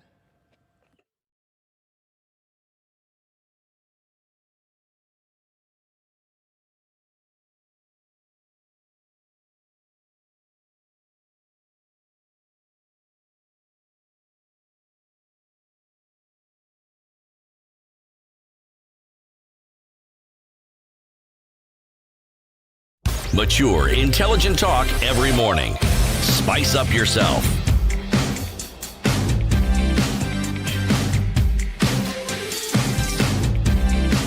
All right, Morning it's 23 minutes done to right. this conversation. It continues. We have a guest in the studio with us, joining us, CT Muga, Eric Latiff, and Ndu Okoh.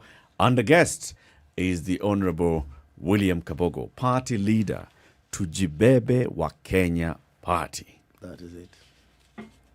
Karibu Asante sana. ndugu. Thank you very much indeed. Uh-huh. It's always a pleasure to come in here, because this is the place to be. Always good to have you in the studio with us and on the show. Tujibebe wa Kenya Party. Yes. Introduce us to this party.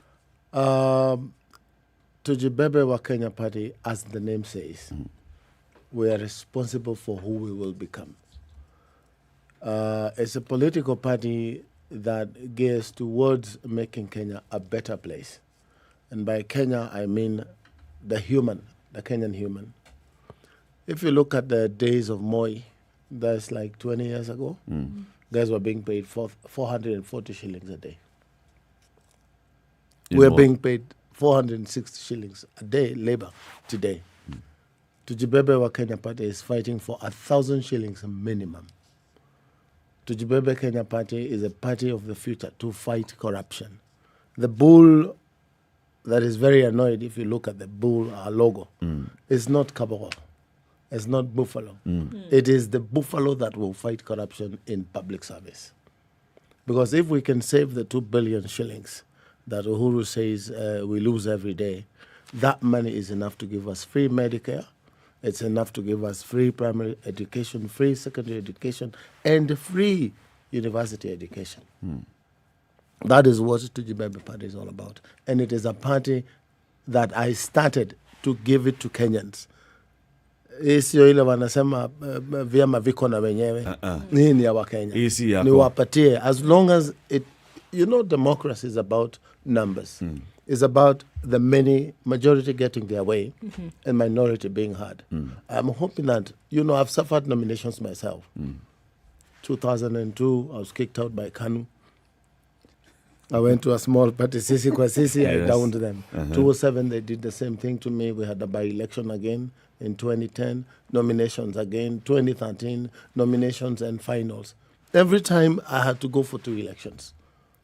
So I don't know why I had to wait 20 years. To form your own party, to form my own which party. cannot kick you out. But this is a party now that people should be watching. Well, right now they are talking about 2-horse race. We don't have a presidential candidate because I wanted to vie for presidency.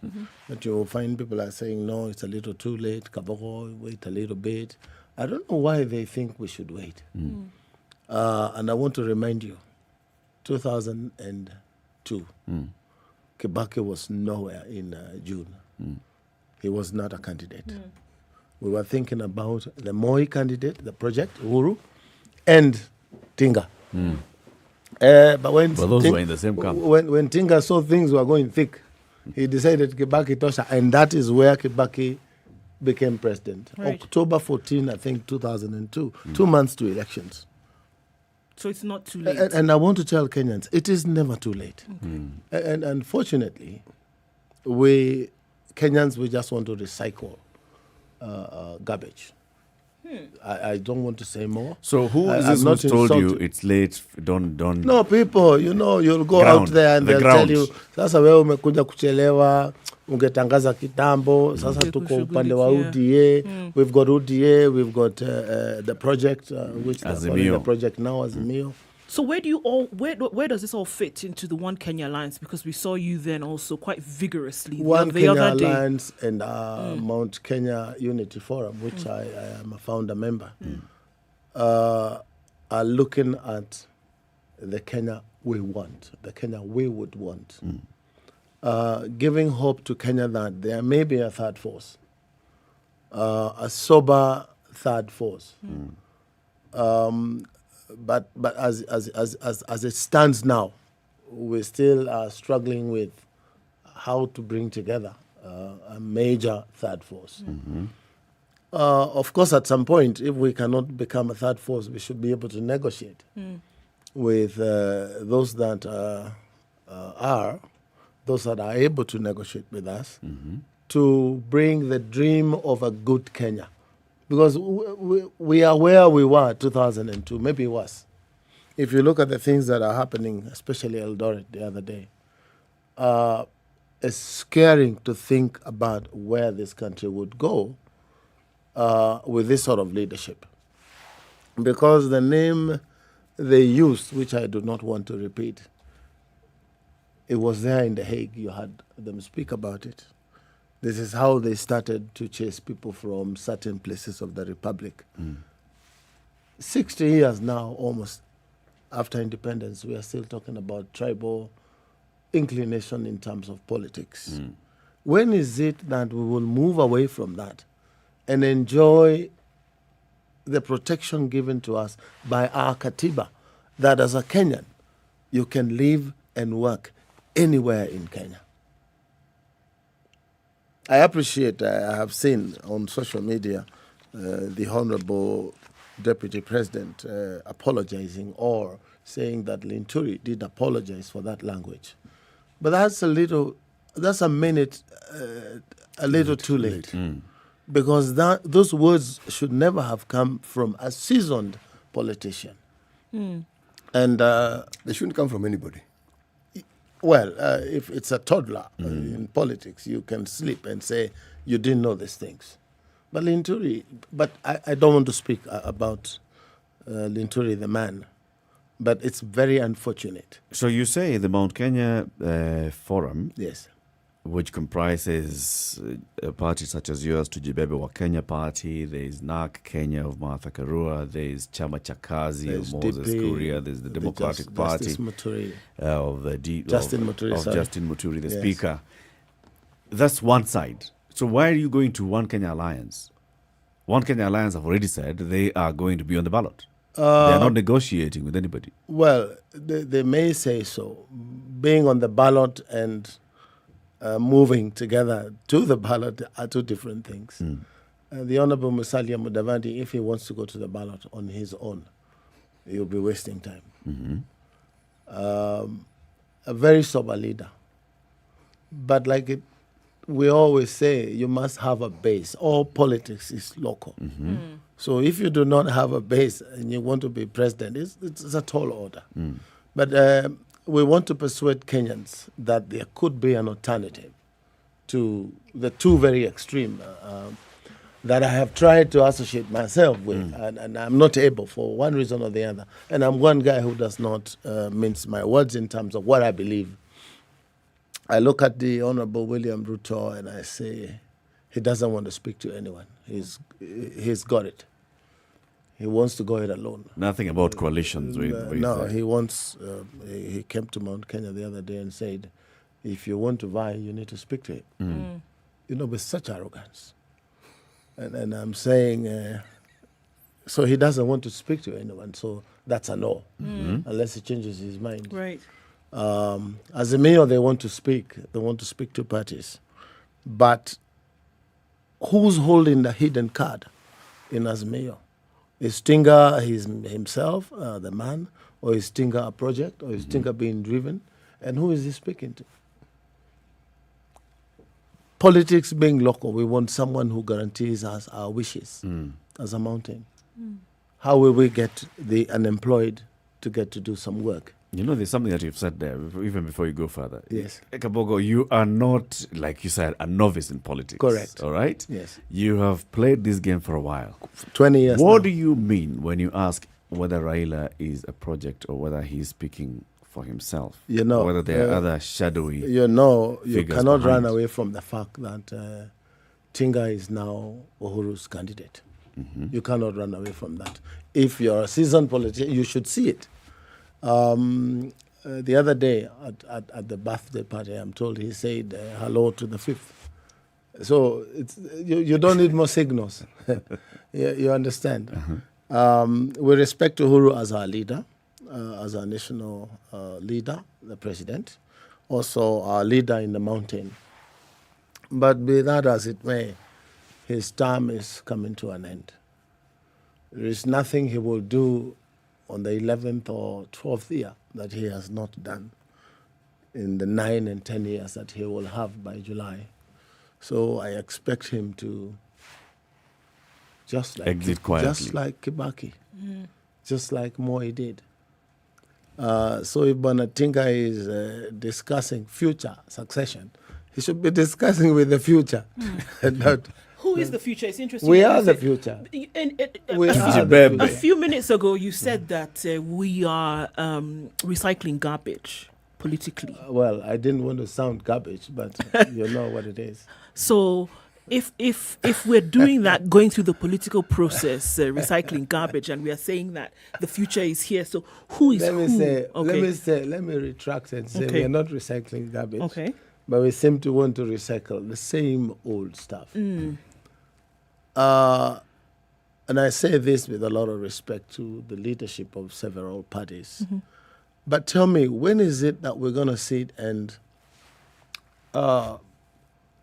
give a marking card for these leaders that we want to recycle? A good example is all these guys who are vying for the presidency or to be president of the Republic of Kenya have been ministers. Some of them for 30 years. A good example, my friend Kalonzo Musyoka has been a minister for close to 30 years. Even vice president. Musalia Mudavadi. You understand? Been a minister all those years, DPM and vice president. William Ruto from 1992 or 1997, minister, deputy president. Forget Uhuru because he's now president, he has to leave. When is it we will look at them and say, when so-and-so was in this ministry, he did so well that if he gets a chance to be president, we know we're in safe hands. When will we fill that card? And who will do it? Because it comes to 5 years and they start, like now, today, The talk, if you look at the newspaper, very good pictures of very big crowds. But what are they telling them? When we come in August, tutawaletea serikali itakuwa ya mama mboga. What are you saying? What are you saying? Selling hope. Hope. Why haven't you done it in the last 20 years? See, handshake took over. So I'm saying handshake took over when? Just recent. All those years as minister, all those years as DP. What is this miracle that will happen now that didn't happen before? that you couldn't do in 20 years? You should be able to say, when I was minister, I tried to do this, but I could not. When I was DP, I was stopped by this handshake to do ABCD. This is just talk for elections. When you come to a rally like this one of Eldoret, and you tell people, and you have MPs, and they sit there and say loudly, tukikuja mwezi wa 8, bei ya maisha itapungua. How? And they're sitting MPs. They are in parliament. Sitting MPs. They are in parliament today. Yes. Today they are fighting over some bill for political deals. But none of them is fighting to lower the prices of standard of living. No, they never do. Then one tells us you will get 6,000 every family. Persuade your brother now so that this 6,000 can go to the villages today. You understand what I'm saying? But they're telling us, like August, some miracle is going to happen. My friend, I want to tell Kenyans, you'll be in for a rude shock. What are you saying? Are you think that it will not happen? It will not happen. So you're saying that these promises, because we've been asking the question, and I have to ask you here, somebody who's in these circles, William, that... So you're saying essentially that these things will not happen. So and the promises that are being made over and over again is just put your kiosk a ready. lie. We're going to bring in money for you to do this business. So it's a lie. Are you saying these are lies? It is a lie. It's political lies. So as let me ask you. Let me prove to you that these things don't happen the way they're saying it now. Do you remember when they finished their first term? Yeah? I think it was in KICC. Very organized stage. Launch for the political campaign. Rebranding for the new term. Yes. The stadia in 2 months, so and so, it shall be ready. Do you remember this story? Yes. Why are we not questioning? Why are we not asking? It is the same promises they gave us. When are we going to fill in the scorecard of Jubilee? And when did Jubilee become two different Jubilees? Because they are different now. If it is good, why fix it? It's okay. But if it didn't happen, it was because of the handshake. The other guys. If there's something good that has been done by Jubilee, it is both Uhuru Kenyatta and William Ruto. If they have failed together. They have failed together. So you're presenting yourselves as the alternative. Correct. Right? As the third force. Yes, a force that is sober. And also, even if we were to link with either questions. of the two, would bring soberness. Let's use the same questions. Yes.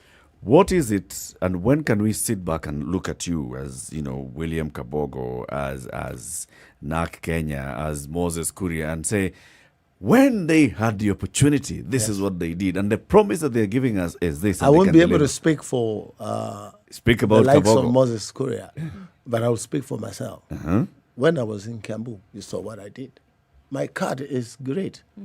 Best healthcare scheme and program in the Republic. Some of these things, even Uhuru himself stopped me from doing because I was moving faster than they were moving. As a national government. Yes, we wanted to do link roads to link all our sub-counties. And this I negotiated with the Japanese company for them to finance, make road tolls. They collect road tolls and we share. Come to government of Kiambu and the Japanese company. And it was approved. But they told us now, Kabogo, if you do this, and Thika Road is not yet started, the toll, you will be messing. I said, fine, so how much time do you need? Then I said, can we get a guarantee from the National Treasury, not in terms of money guarantee, letter of comfort. We negotiated with a hospital in India to do a major hospital in Kiambu by moving the hospital in Kiambu town to another location. And this company in India was going to build everything, 2.9 billion. All we wanted is a letter again from Henry to say, we know that this county receives money every year to this tune they will be able to pay. But my intention was not to pay with money from Treasury. My intention was to release the land in Kiambu town, 100 million per quarter, and start developing Kiambu to another city. Again, I couldn't get the letter from Treasury. If I have a chance, these are the things we will do. Then remember, I have nothing, no tag of corruption. So if we have 7 Kabawas in the name of Oka, Mount Kenya Alliance, Kenya will go places. But most of the times in the African context, these guys never get chances. Because politics is about putting numbers together, shouting, and making sure that you get elected, whichever one way. Mheshimiwa Kabogo, one of the things that politics around the world and Kenya has taught us is that there has to be an element of consensus building.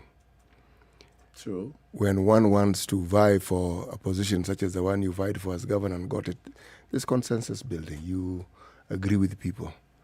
Now, if you move it further up a notch higher to the national level, there's even a greater consensus building. Correct. Now, you keep distinguishing yourself as somebody who has an opinion that you will not shy away from uttering.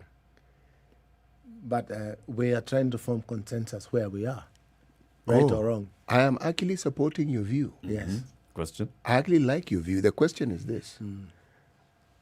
Given our politics and how our people like to hear things that they want to hear, does the position you take endear you to fellow politicians in consensus really building? I would say twice. One, it may not. But the politics that we have here today, I was in church just here, Redeem, next door, this Sunday with Masalia and others. And when we finished church, as I was leaving, a gang of young men jumped in front of the car and held the car to stop it from moving. And I'm like, what?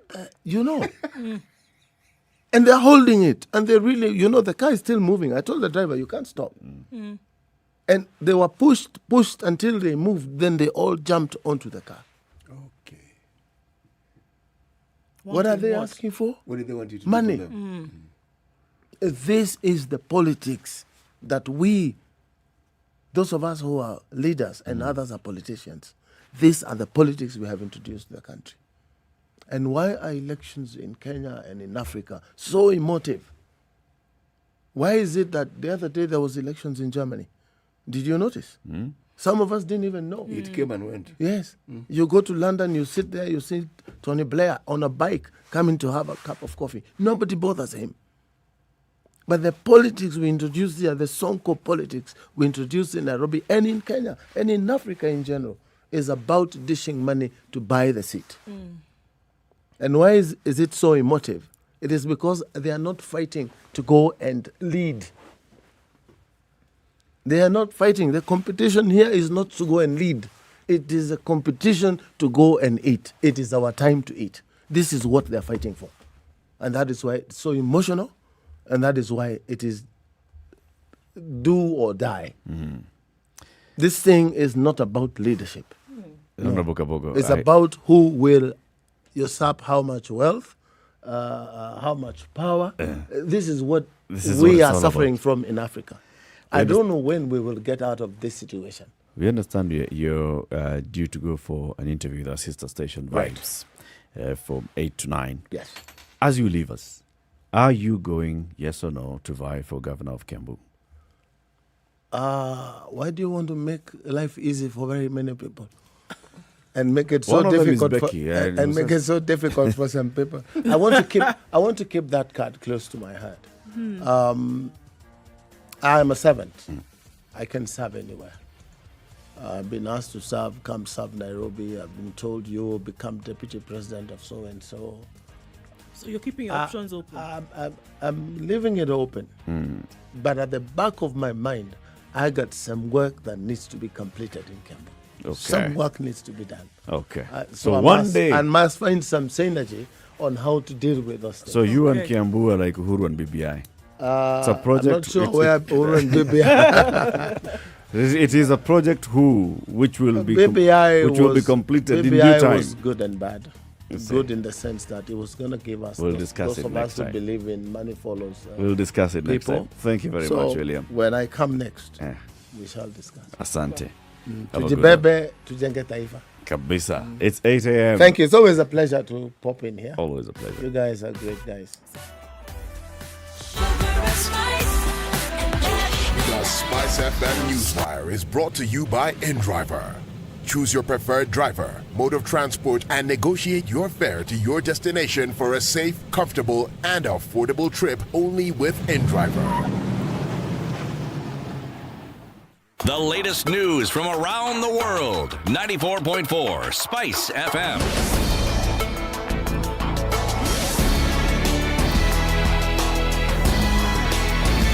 This is Newswire. Dennis Aseto. The family of Tom Okoh and residents of Siaya County are still waiting for the rescue. The body of 29-year-old Tom Okoh was buried alive after a gold mine in Bondo caved in. Okoh was among 8 miners trapped after the mining shafts collapsed on December 2nd. Shining Hope for Communities Shofco, a community-based advocacy group, took over operations Sunday after a request from the members of the community. The government halted rescue operations on December 12th after walls of the mine collapsed due to a heavy downpour, with the non-governmental organization now intervening in the situation. Over 40 locals involved in the mission were estimating that Okoh's body was 15 feet underneath the earth. The rescuers estimate the operation would take 4 days. Now, the national government has assured Lamu residents of elaborate security measures to restore normalcy in the county. Regional Commissioner John Elungata held a security meeting in his offices with Lamu leaders led by Governor Fahim Toha to discuss the security situation in the county following recent attacks in which 7 people were killed and others injured. Elungata reiterated that adequate military and police officers have been deployed to deal with the attackers behind the insecurity situation in the area. Kisumu Governor Peter Anyang' Nyong'o is now urging President Uhuru Kenyatta not to assent to the NHIF bill as passed by both the Senate and the National Assembly. In a statement, Nyong'o argues that the bill needs further amendments to be passed for it to serve the needs of Kenyans and to offer universal health care. Our recommendation is that Kenya needs to establish an insurance bank to manage NHIF funds. This must be created by further amendment of the current NHIF bill, amending the 1998 Act. Quality assurance and supervision functions should remain central to the successful implementation of regulation. An independent quality assurance department is needed to oversee this function. Already, the Ministry of Health has established the Kenya Health Professionals Oversight Authority, which could be further funded and supported to undertake these functions. The NHIF funds should contribute to development of the private sector in a strategic way. Funds can be made available at low interest loans to the private sector. In return, NHIF, the Ministry of Health, and the county government should demand accountability and responsibility from the private sector. Still on matters health and medical services at public hospitals in Mombasa County are expected to resume after healthcare providers threatened that they will down their tools due to salary issues. The healthcare providers had threatened to go on strike but issued a notice to withdraw the threat on grounds that they had begun receiving their payments. They had been complaining about non-payment of salaries for about 3 months, as well as demanding that all healthcare workers' benefits and deductions be paid.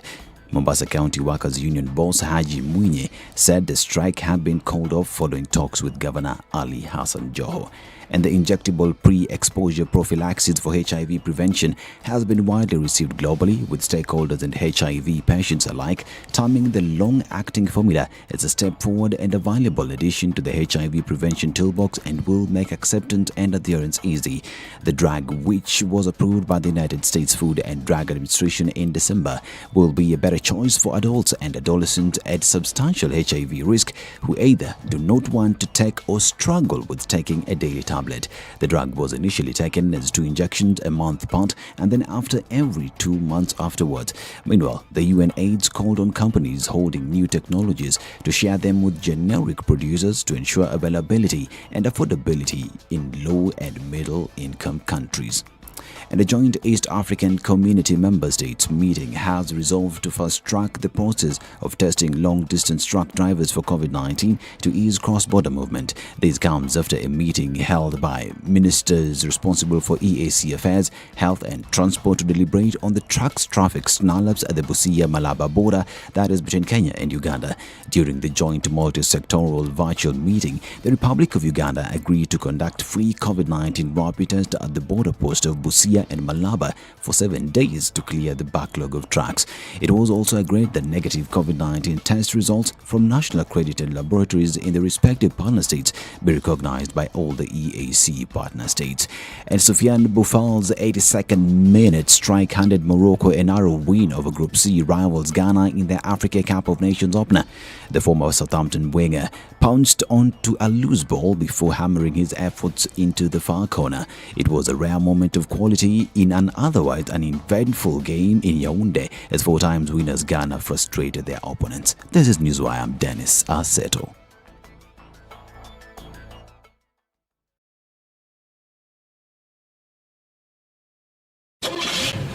The SpiceFM Newswire is brought to you by InDriver. Download the InDriver app from the App Store or Google Play Store to enjoy a safe, comfortable, and affordable ride around Nairobi.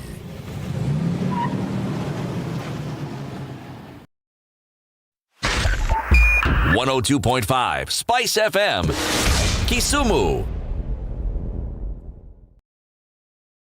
Okay, allow me to apologize to you, everybody who's using Langata Road this morning. I'm very, very sorry. I don't know whose behalf I'm apologizing on, but just take it like that. Because it's not looking pretty, folks. And we're looking at it tailbacking all the way beyond Uhuru Gardens today. Very, very slow as you get to that roundabout. The construction that's taking place where a particular part of the road is closed off. We can see now what is happening and it's an absolute mess. So I'm very, very sorry. This one needs some patience. So if you've not gotten onto Langata Road just yet, you might want to use the Southern Bypass and then go further ahead and use Gong Road. And then, or either just use the underpass and still use Ngong Road. That's the only option for now. Otherwise, you'll be stuck and singing a song for a minute. Uhuru Highway also looking quite jam-packed. Gong Road also doing its thing, and that's after the junction. In the CBD is quite packed, a mishmash of traffic, industrial area also. Landis Road today, surprisingly, is not bad, but then you're going to get to the Kamkunji roundabout and everything's going to slow down. Thika Road said, I'm here. I've not been here for 2 weeks, but I'm here this morning, and there's a lot of traffic, guys, as is on Kiambu Road this morning as well. Limu Road also joining the magic that is traffic. Shall we talk at least? Let's do that. Spice FM KE on Twitter, text 40127. Try to keep things moving.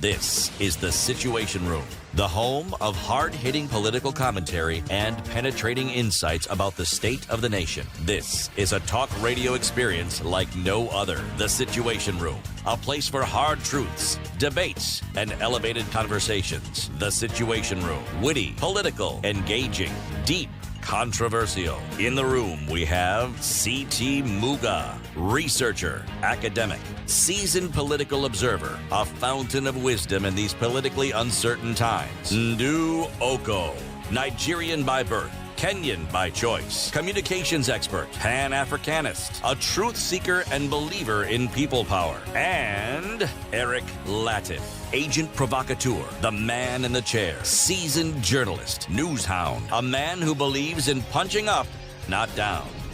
This is the Situation Room. Good morning. The only way to start your day. This conversation. This is the third hour of our show. We're here every weekday morning, Monday to Friday, 6 a.m. to 10 a.m. on SpiceFM, online, SpiceFM KE, YouTube, Facebook, and Twitter. And between 8 and 9, we are also live on KTN Home. City Muga has the day's proverb. Chuki ni uchafu wa moyo, ni hasara kuwa nayo. Chuki ni chafu ya moyo. Ya moyo. Ye iko hasara. Kwako wewe binafsi. Wewe mwenyewe. Yes. Translate. Hatred darkens the heart. And it is a source of great loss to whoever harbors it. Don't hate. Yes, it does more harm to you, the person who is transmitting the hatred, than the person to whom that hatred is directed. Okay. Yes. Your message to the haters has hit home. They've got it. You got it. It's okay. It's landed. It's landed. Let's talk about a manufacturing and distribution of vaccines in Africa. And this is something we were even discussing about earlier. I mean, talking about our own Ministry of Health had said, we are going to look at how we can get the COVID vaccine locally packaged for easier distribution. And this is to happen in 2022. And we're in 2022. So this year. Okay. But then there's also been this whole conversation about, so we've got the vaccines, the COVID vaccine. The other parts of the world have been saying, release the patent so that we can then also just manufacture this and distribute it so that more and more people can get access to the COVID vaccine. So that's a conversation we want to have. And we are joined by Professor Amos Njuguna. Professor Amos Njuguna is a professor of finance. He's also the Dean in the School of Graduate Studies and Research and Extension at USIU Africa. Prof, Happy New Year. Good to have you on the show. Happy New Year to you. How are you? Very well, thank you, Prof. We were hoping that you'd be here with us in the studio, but we understand that you were not able to make it. It's okay. We can have this conversation via video link. How are you doing? I'm quite well. I just took my jab the other day. Okay. And that's what we want to talk about, the vaccines. It's good that now you have gotten the jab, and I hope the effects are not as strong as we've heard very many people say. But nonetheless, it's good that you have the jab. Sure. The conversation globally has been on this issue of vaccine access. And there's been the issue of, as we were talking about it earlier, vaccine apartheid, the issue of, those who have done the research and gone ahead to get their vaccines approved globally and then they're rolling them out globally, are we able to allow others to have access to this same vaccine so they can produce and it becomes easier for more and more people to get vaccinated globally at the same time? Then there's the also issue of research. Do African countries have the capacity to actually go ahead, research and produce vaccines on the continent? Let's start with that. Do we have the capacity, Prof? Thank you very much for the question. The truth is that we do not have the capacity to be able to produce the vaccines because even as we talk about the COVID-19 vaccine, if you look at the other vaccines that have been there before, we really have not been able to manufacture as much of those vaccines in Africa. The only WHO-approved vaccine producer or manufacturer is the institute that is in Senegal, Dakar. So we are really constrained in terms of the capacity, and partly because of issues that surround demand, issues that surround supply, and the economies of scale that go with vaccine production. So taking all those factors into consideration, why was it even a topic for discussion? Why was even a suggestion that was made if we know full well that countries across the continent, it doesn't matter whether we're looking at more developed or more economically situated, why have a conversation about the possibility of producing vaccines on the continent or even distributing or researching into them if we know full well that we do not have existent capacity? Okay, there is merit in the conversation in the sense that if you understand, and let me give the example of the COVID-19 vaccines that we currently have. One of the critical issues is called chain management, in the sense that once you receive the vaccines need to be stored at below zero temperatures. Now, what does that mean?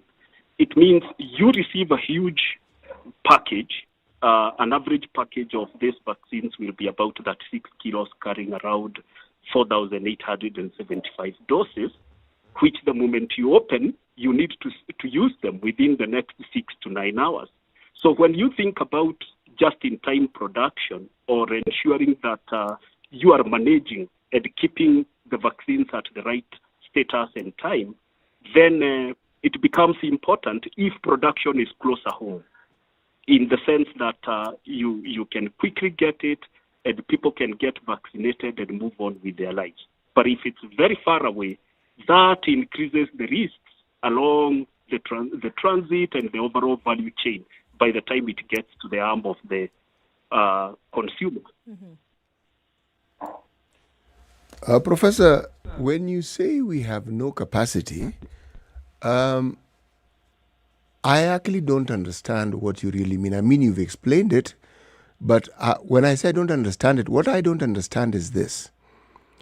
Is it that when you talk about capacity, that we are incapable of growing the capacity to the point where we can meet the master of what is required to actually be vaccine producers? And if so, what is it that countries like Egypt, Morocco, South Africa, who actually do produce vaccines, because there are actually 5 countries on this continent to do so, what is it that they have done that other countries in Africa cannot do to be able to have the capacity to do what they are doing currently with regards to vaccine production? There are 2 issues here, in my view, yes, which involve the connection between the market and the production.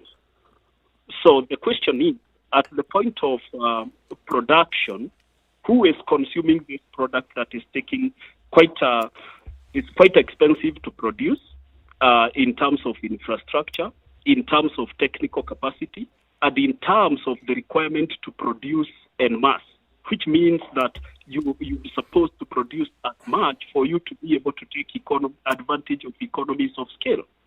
2, and looking at least the COVID-19 is generating demand for the vaccines. But look at other vaccines, for example. Countries like Brazil are able to have a population of, say, 200 million. A cohort of birth is going for about 3 million individuals who need these vaccines.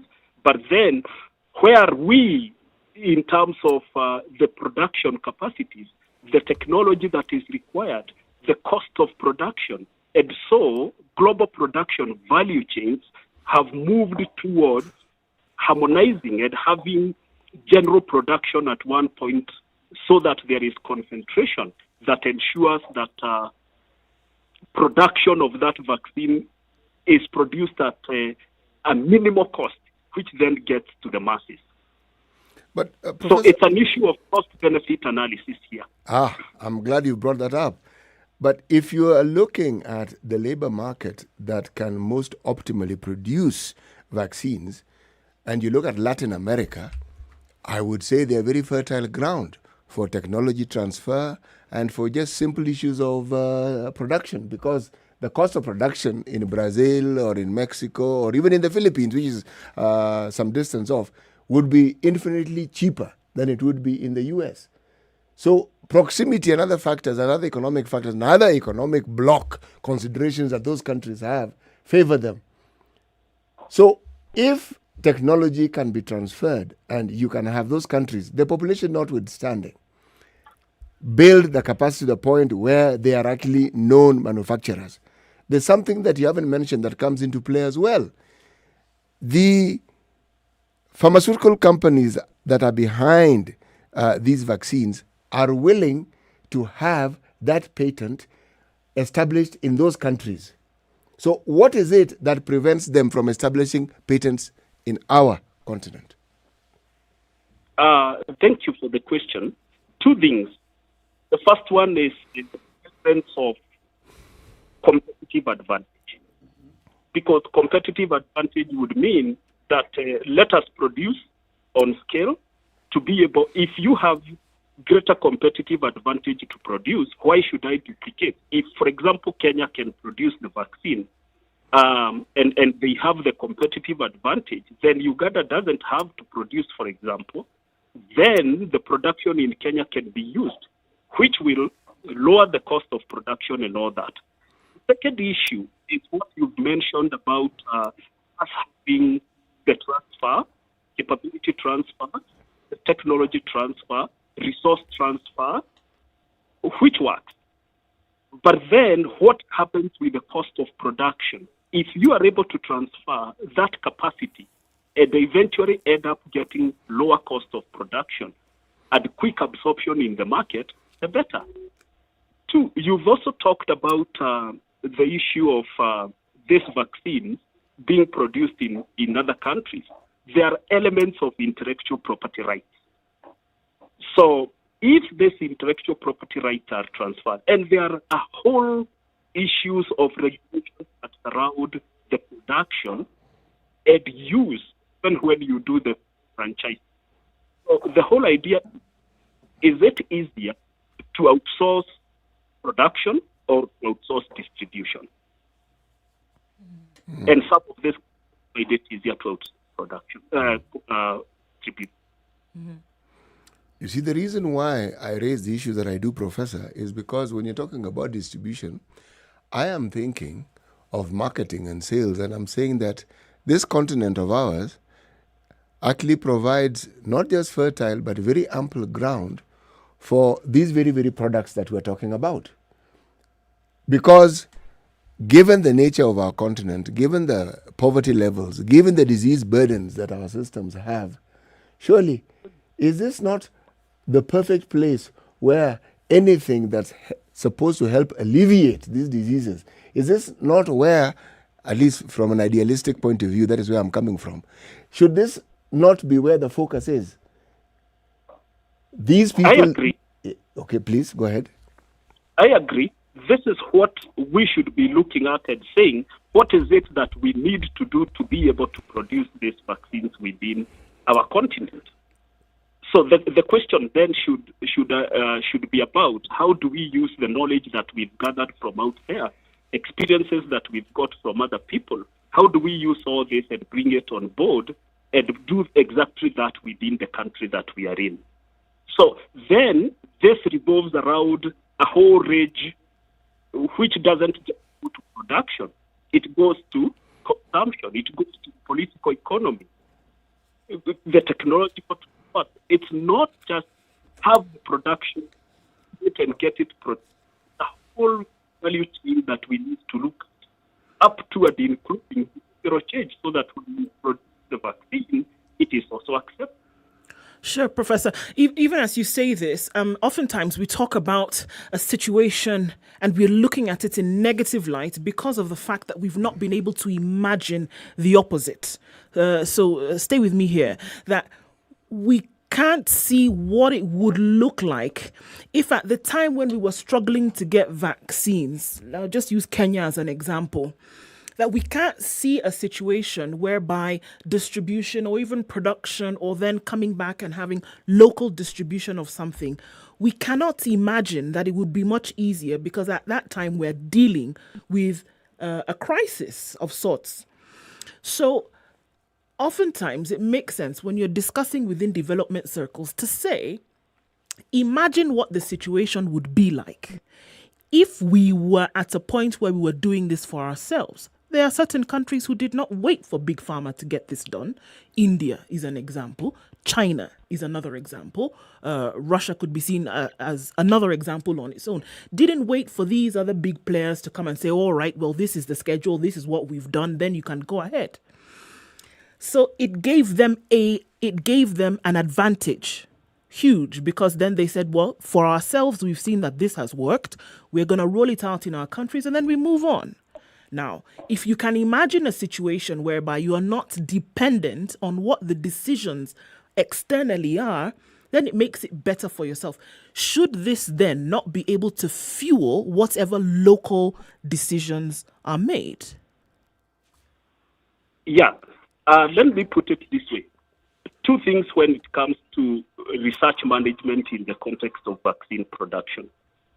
The first one is agenda setting. Who sets the agenda? Two, who has the vision? Or the two intertwined? Because as a country or as a continent, CDC Africa, for example, must have the vision and say, we want to be satisfied that we are able to deal with these pandemics as and they arise. Build capacity intentionally, then set the research agenda. The problem we have as a continent is that we take the agenda that is set from outside the continent. So, and understandably so, we also have quite a bit of human resource flight towards some of these countries. And so you'll be shocked that even some of the people who are producing these vaccines and the brains behind a lot of production taking place in foreign countries is actually from Africa and Asia. Indeed. You know, Prof, as you say all these things, I get a sense that there's failure somewhere, failure in leadership. And failure in leadership then results in that lack of a proper vision and agenda setting. But I also think that this failure in leadership is engineered or influenced by those that have the vision and the agenda from outside Africa, who want to continue making sure that they can reap as much as possible from this huge continent that has huge potential. Because there's nothing that you could say to convince me that Africa lacks a leadership that sits and sees the potential and the need for dedicating resources into research, dedicating resources into the capacity building, so we have manufacturing plants, or even have Pan-African companies that are supported to grow and become big pharma within Africa. So this is basically somebody else's agenda that is not just coming into curtailing our research and even having the brain drain. It is somebody else's agenda that comes and influences the leadership and corrupts the leadership, so the leadership does not start coming up with a vision on the agenda. Yeah, I wouldn't want to delve directly into that because I don't have any specific evidence to link it. But I would attribute failed leadership and say one of the issues in Africa is that we have also quite segmented the country. Efforts being undertaken, for example, by the African Union to have a common bloc, the East African Community, those are the things that will create the foundations and the main ingredients that go into sustainable manufacturing. Because it's all about sustainable manufacturing, it's about sustainable distribution. Think about it this way. You have this vaccine, for example. What is the uptake? And what is the cohort that's taking up? In Kenya, we are talking of 55, 56 million. Neighboring countries, you buy in the whole of Africa, that gives you a whole 1.2 billion. And that can shift. If you have a market for 1.2 billion, then that can shift the kind of mathematics you are doing with regard to the production activity. That's not true for things only. It's the product that you produce. Because if you are assured that there is this huge market that you can satisfy through local production, well, you can do it. But that's the thing, Prof. You're assured because the market does exist. If you look at Africa, what you've just said, is a consumer market of 1 billion people, yet we don't have big pharma that is African. We don't have a big vehicle manufacturing that is African. We don't have big plant engineering firms that are African, that are producing equipment and selling within Africa. So where is the gap? It's not for lack of assurance or lack of seeing the market. I think we still go back to visioning and agenda setting. That what's the vision for the continent and who is holding this vision? And then two, who is setting the agenda for which this continent is running? I've looked at different research initiatives that take, and unfortunately, we end up being the takers. We end up taking the ideas that are from others, rather than ourselves being able to set that original agenda and say, we want to do this and we want to have it. Sometimes we don't even have confidence in our own production.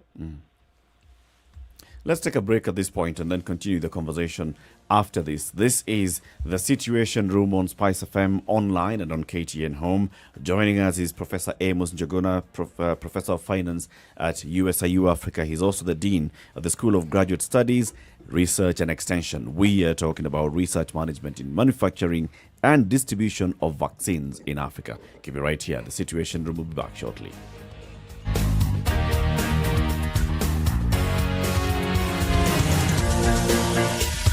This is the Situation Room, the only way to start your day. Spice up your life.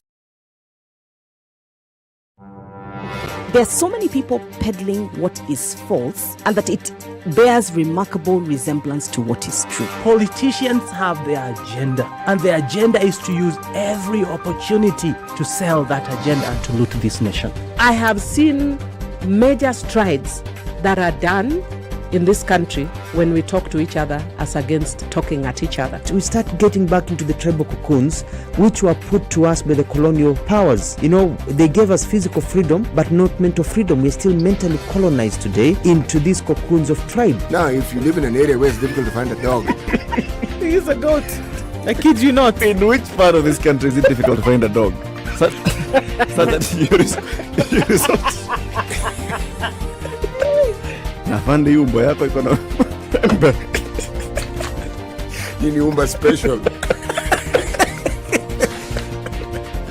This is the weather with Nairobi this morning at 19, highs of 25 and lows of 16 at 15 degrees. Nakuru is sunny, highs of 28 and lows of 12. 14 degrees and sunny in Nyeri, highs of 25 and lows of 11, while in Eldoret it's sunny at 17. We'll see highs of 26 and lows of 13.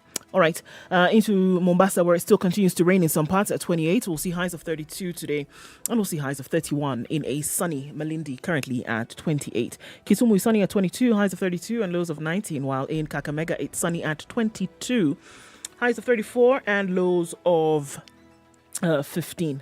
All right, taking to Kampala, where it's sunny at 21, highs of 30 and lows of 17, while Dar es Salaam is raining at 29. We'll see highs of 31 and lows of 27. Johannesburg is sunny at 19, highs of 25 and lows of 15, while Lagos remains foggy at 25 to go to highs of 33. And it's raining in Kinshasa, highs of 32 and lows of 24.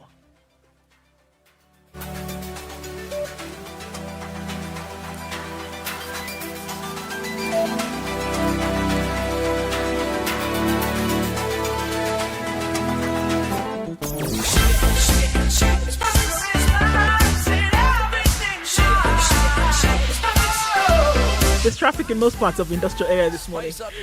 Lunga Lunga to Jogo Road coming out that way, and we're looking at it spilling over onto Likoni Road. However, not so bad then going to the Southern Bypass. Langata Road still continues to be a pain in the neck this morning. Raila Odinga Way, there's no way here.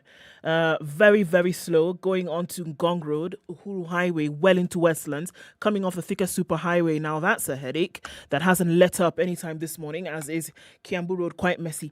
Limuru Road, in and outbound. There must be something going on Limuru Road, because not quite sure what that is, but let us know. First, second, third, fourth, fifth, Parklands Avenue, in and outbound traffic is quite messy. As it continues in Westlands, don't forget, use the Red Hill Link Road, use your bypasses, guys. It helps. Talk to us on SpiceFMKE on Twitter. Text 40127.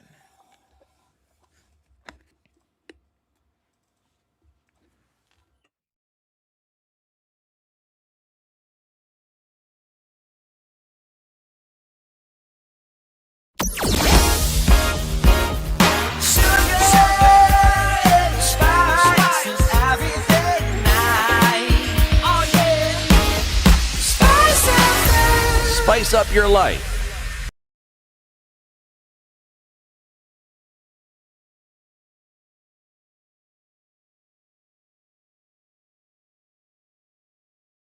Mature, intelligent talk every morning.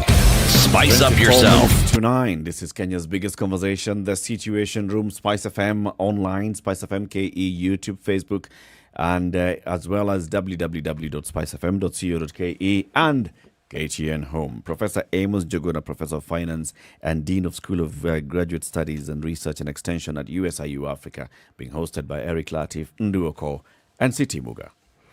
Prof, one of the things that I have found puzzling about our country, Kenya, and our continent is drug manufacturing and production. At the heart of it is research. Now, if we look at our country, would you say that we are putting in sufficient effort to expand our research capacity to the point where we can actually be competitive globally? Thank you for the question. When you focus on research, there is this idea that 2% of the GDP of the country be spent on research activities for obvious reasons. Now, at some point, about 2% of the GDP is not even effectively absorbed into research in a country like ours. So you'll have all this, then what are people doing with the funds that are available? It becomes critical. So it's not just support by government through.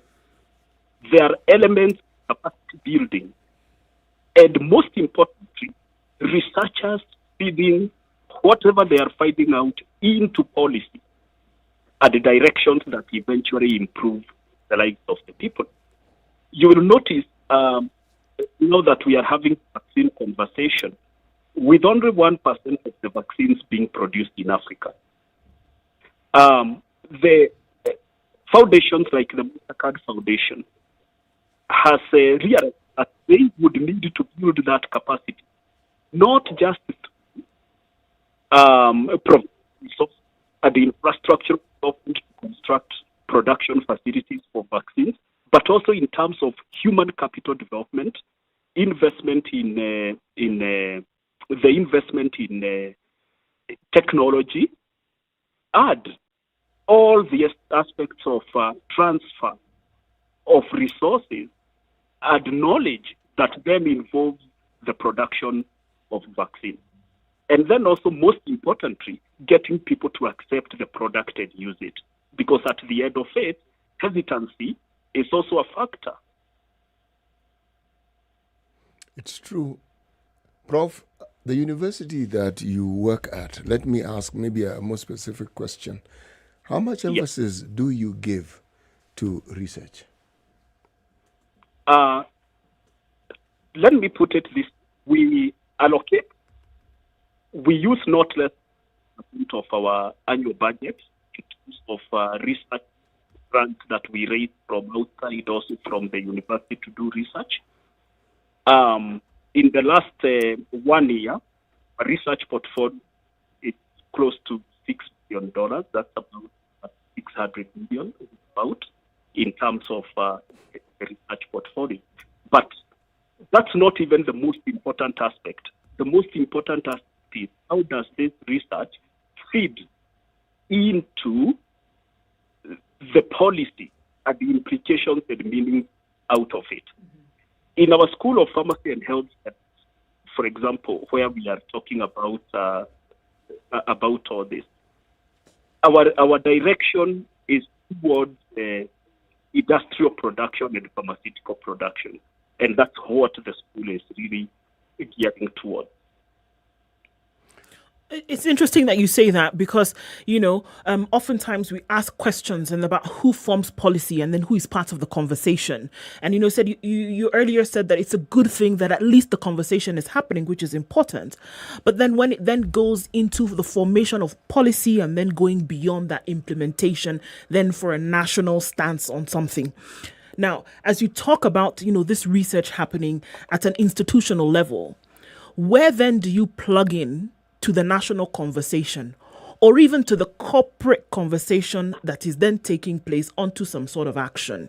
Because I think we've realized that everything left on the shoulders of government in many a situation then is something that doesn't quite come out for the sake of being extremely polite.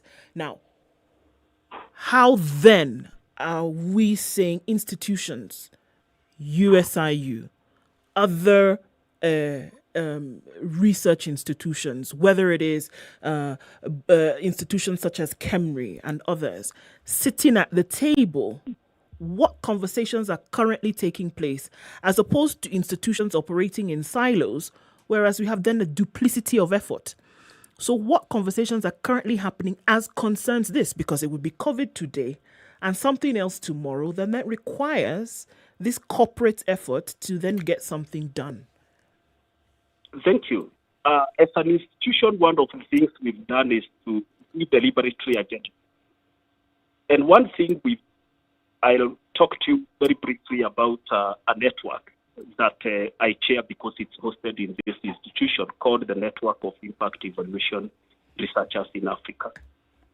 And what we do is to intentionally focus on, we call it decision-focused research, where we begin with what is the sense, what sense does the research make? If it is in terms of distribution, who will use this research and for what purpose? Then we come backwards, and then that informs our own research methodologies. And you've talked about working in silos. In the network, for example, we've got over 30 researchers drawn from East Africa who we work together to be sure that whatever we are doing is informing. We are not just doing research for the sake of research.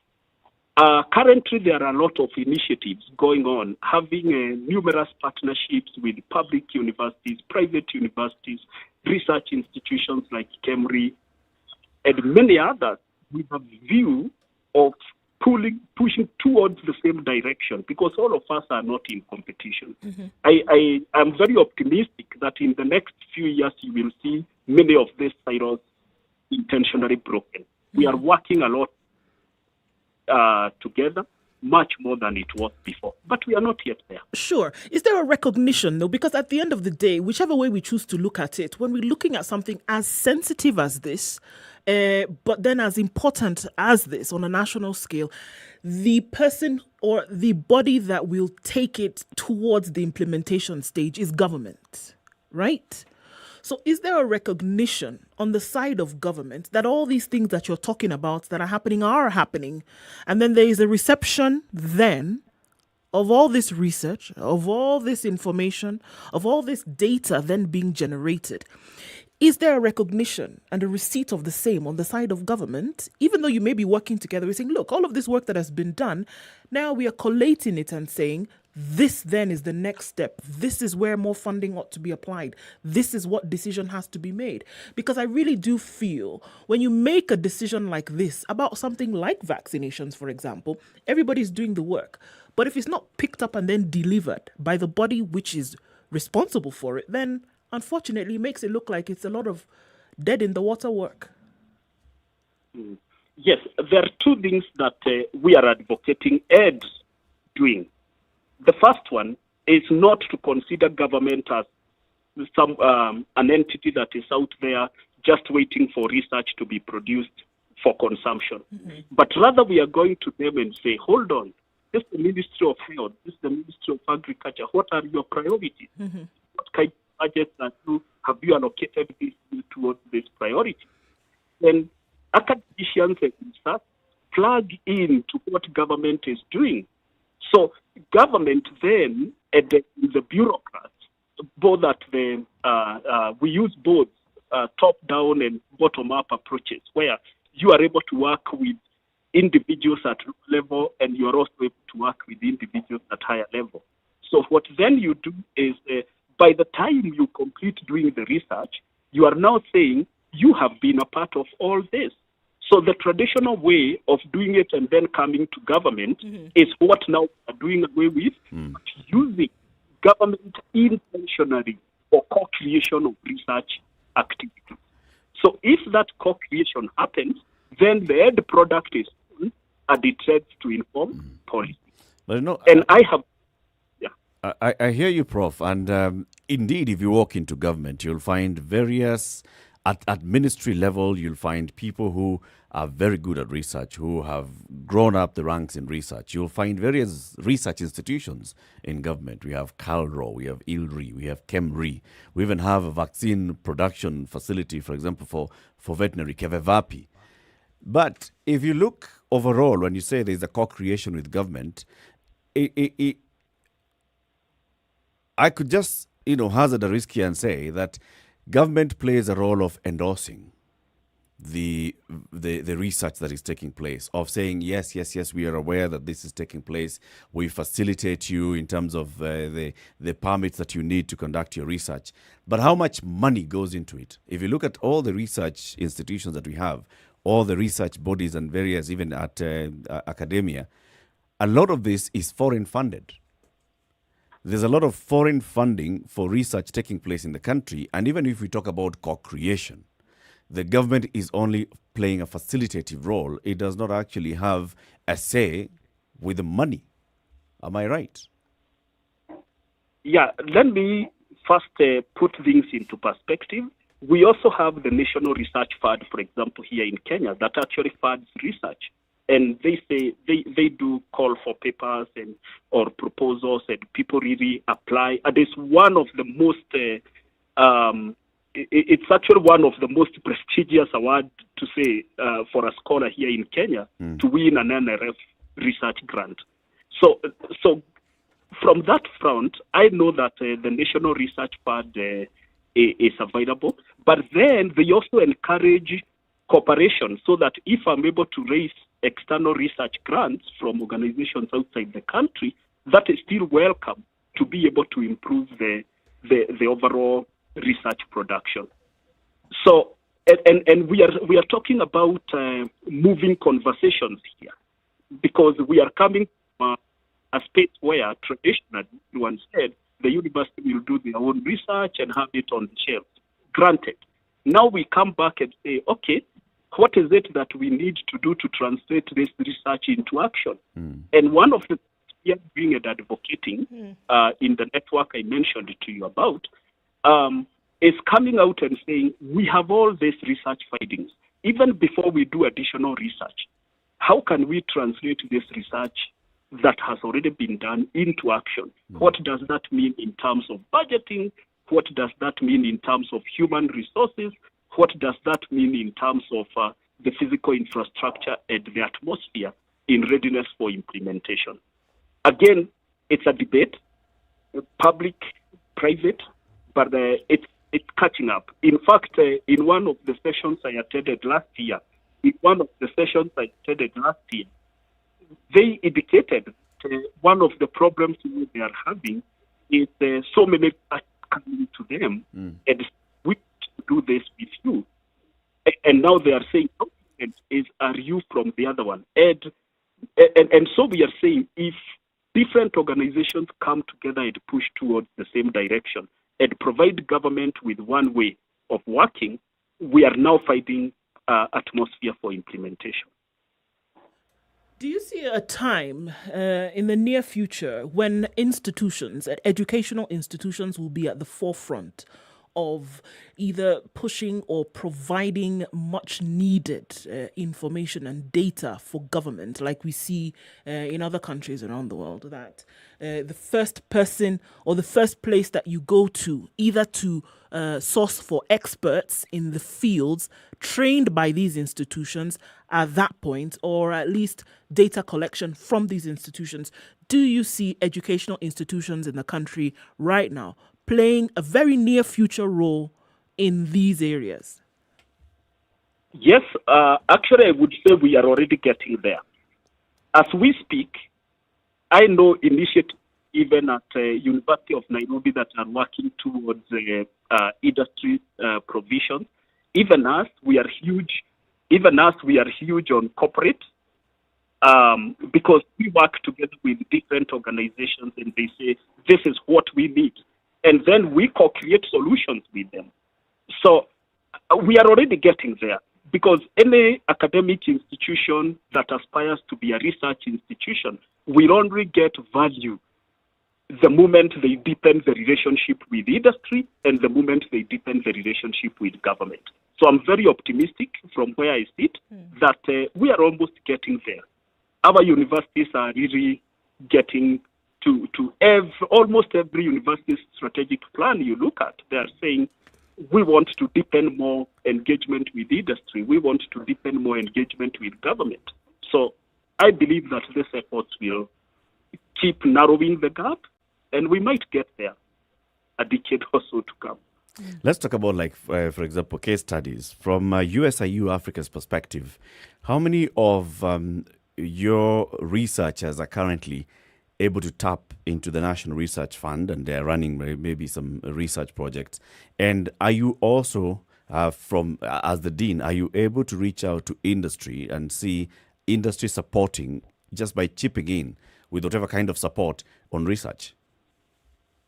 Thank you for the question. And I can, top of my head, I can mention like 4 researchers who are already working on an NRF grant. There's one who is working on agriculture and smart devices for climate detection. You know, they are detecting pests and diseases. Another one working on agribusiness and is still funded by the National Research Fund. I can mention like 4 or 5 top of head. In terms of the industry and what we do, I can tell you that I can mention for you 2 banks. I won't mention names, that we work directly with each to be able to create different aspects and get results there. As a university, we are supporting other organizations, other academic institutions to be able to go online. We are working on supporting and strengthening the capacity of other higher education institutions within the region. So yes, we do have quite a bit of connection with industry. We have numerous MOUs that have been signed with different industries for use for different purposes. What is certain, Professor, is that a lot of strides have been made in the field of research, and that our universities have clearly taken that forward step of ensuring that research is at the heart of the business that they do. However, when research is at the heart of what you do, the results are obvious. If you look at government institutions that are involved in research, and my colleague Eric just listed quite a number of them, one of the things that you find is that a lot of the findings and a lot of the things that they do are in collaboration with other people outside the country. But in-country research plays a very, very important role. I mean, many Kenyans don't even know that a lot of the research that went into the vaccine production from the safety stage to the point where now it's actually licensed, that a lot of that research even took place in Kenya. Most people don't even know that. Now, where the problem arises, again, and this is where now public government institutions come in, is the point at which we accept to participate in these important milestone processes, how well we are placed to negotiate so that not just the research findings, but everything that comes about as a result of our participation is of direct benefit to us. A case in point is Israel. They also had the same situation where research around COVID was conducted in the country, but they negotiated differently. South Africa negotiated differently. So when the vaccines came out and they were rolled out, they were able to benefit from directly. So even as we speak of expanding our research capacity, our capacity and ability to negotiate so that the roles that we play translate directly into benefits for us. Do you think it's something that we need to improve on? Yes, I like what you say, because it's something we are currently working on. In fact, we are working on a paper that's looking at equity and from the perspective of researchers in the global north, equity from the perspective of researchers in the global south. First, there is merit in collaboration because of what we talked earlier during the program, capacity transfer. How do we learn from these guys? How do these guys learn from us? And what can we exchange for us to be able to get in place? So there is merit in collaboration for sure. What there is, where the merit, of course, in the process of that strategic partnership, some partners might be wanting to play around with others to mean that the one who is holding the long end of the stick, for example, the Global North is funding, the researchers in the Global South are helping up with a few things. So granted, all these problems have been there. The solution lies in governments, research institutions, and the researchers themselves coming up and saying, what policies do we put in place to ensure that the continent is not disadvantaged? For example, I'm aware that at the National Commission for Science, Technology and Innovation, right here in Nairobi, Nakosti, has a very elaborate material transfer policy. Meaning, if research is undertaken from here, what then and what proportion of that research, the advantages of it or the benefits that comes from it, to what extent should the Kenyans benefit? So it's about tightening the policies and ensuring that we do have appropriate safeguards to ensure that our intellectual property is not just being used by others. But you are right.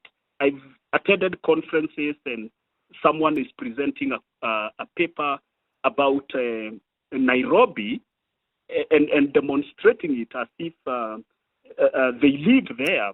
But I live there, and some of the things being presented, sometimes I agree, sometimes I don't agree.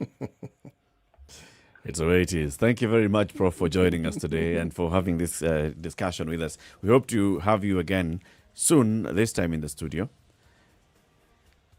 Thank you very much. Really appreciative to be here and to have this discourse with fellow Kenyans, because it's a real issue with regard to ensuring research productivity, because at the end of it, our research productivity and management efforts must be geared towards improving the lives of the people that we are with in this country. I keep saying it's only until we as academicians translate the knowledge into practice that our country will be able to move forward. Thank you. Very well said. Professor Amos Njuguna is a professor of finance and is also the dean of the School of Graduate Studies, Research and Extension at USIU Africa. We've been talking about research management in manufacturing and distribution of vaccines in Africa.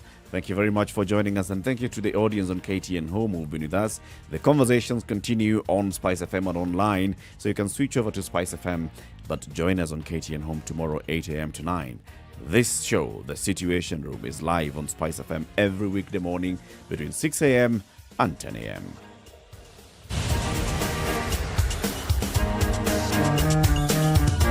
This is The Situation Room, the only way to start your day. Spice up your life. If I'm found guilty, there is no problem. I'm willing to serve. I have no problem. Jails are meant for human beings. They say a society gets the leadership it deserves.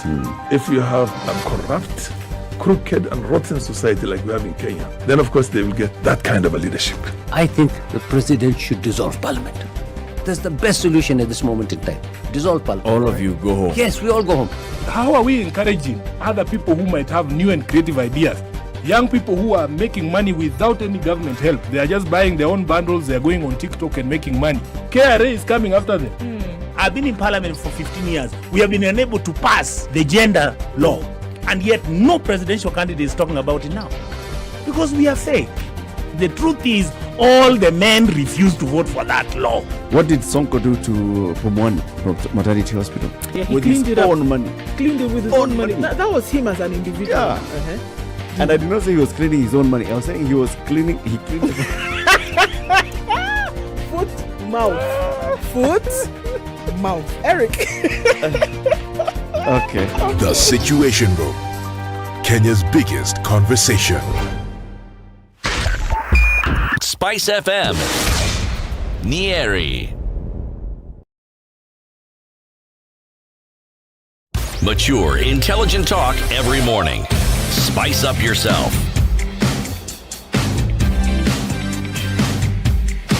Right, it's a minute to 9 o'clock. Keep it right here for more conversations. It was an interesting one, this one about research and what needs to be done, especially now moving not just research, but moving research into action, into manufacturing, into policy, into being implemented. a big thing, and we'll have more conversations such as this going forward. This is Kenya's biggest conversation. It's the Situation Room. In the next hour, we open up the phone lines and the conversations that we'll be having. And the numbers are 0719-012-600. That's 0719-012-600. You can also join the conversations by posting your comments on our social media handles, SpiceFMKE, on Instagram, on Twitter, on Facebook. That is SpiceFMKE. You can also post a comment on our live stream on YouTube, because that's also going on there. So we look at what's happening around the country. Yes, we can see what's happening in Lamu now. More soldiers have been sent there, KDF, more police, but police officers and residents of Lamu are being killed. Who by? Who knows? Good morning at 9 a.m.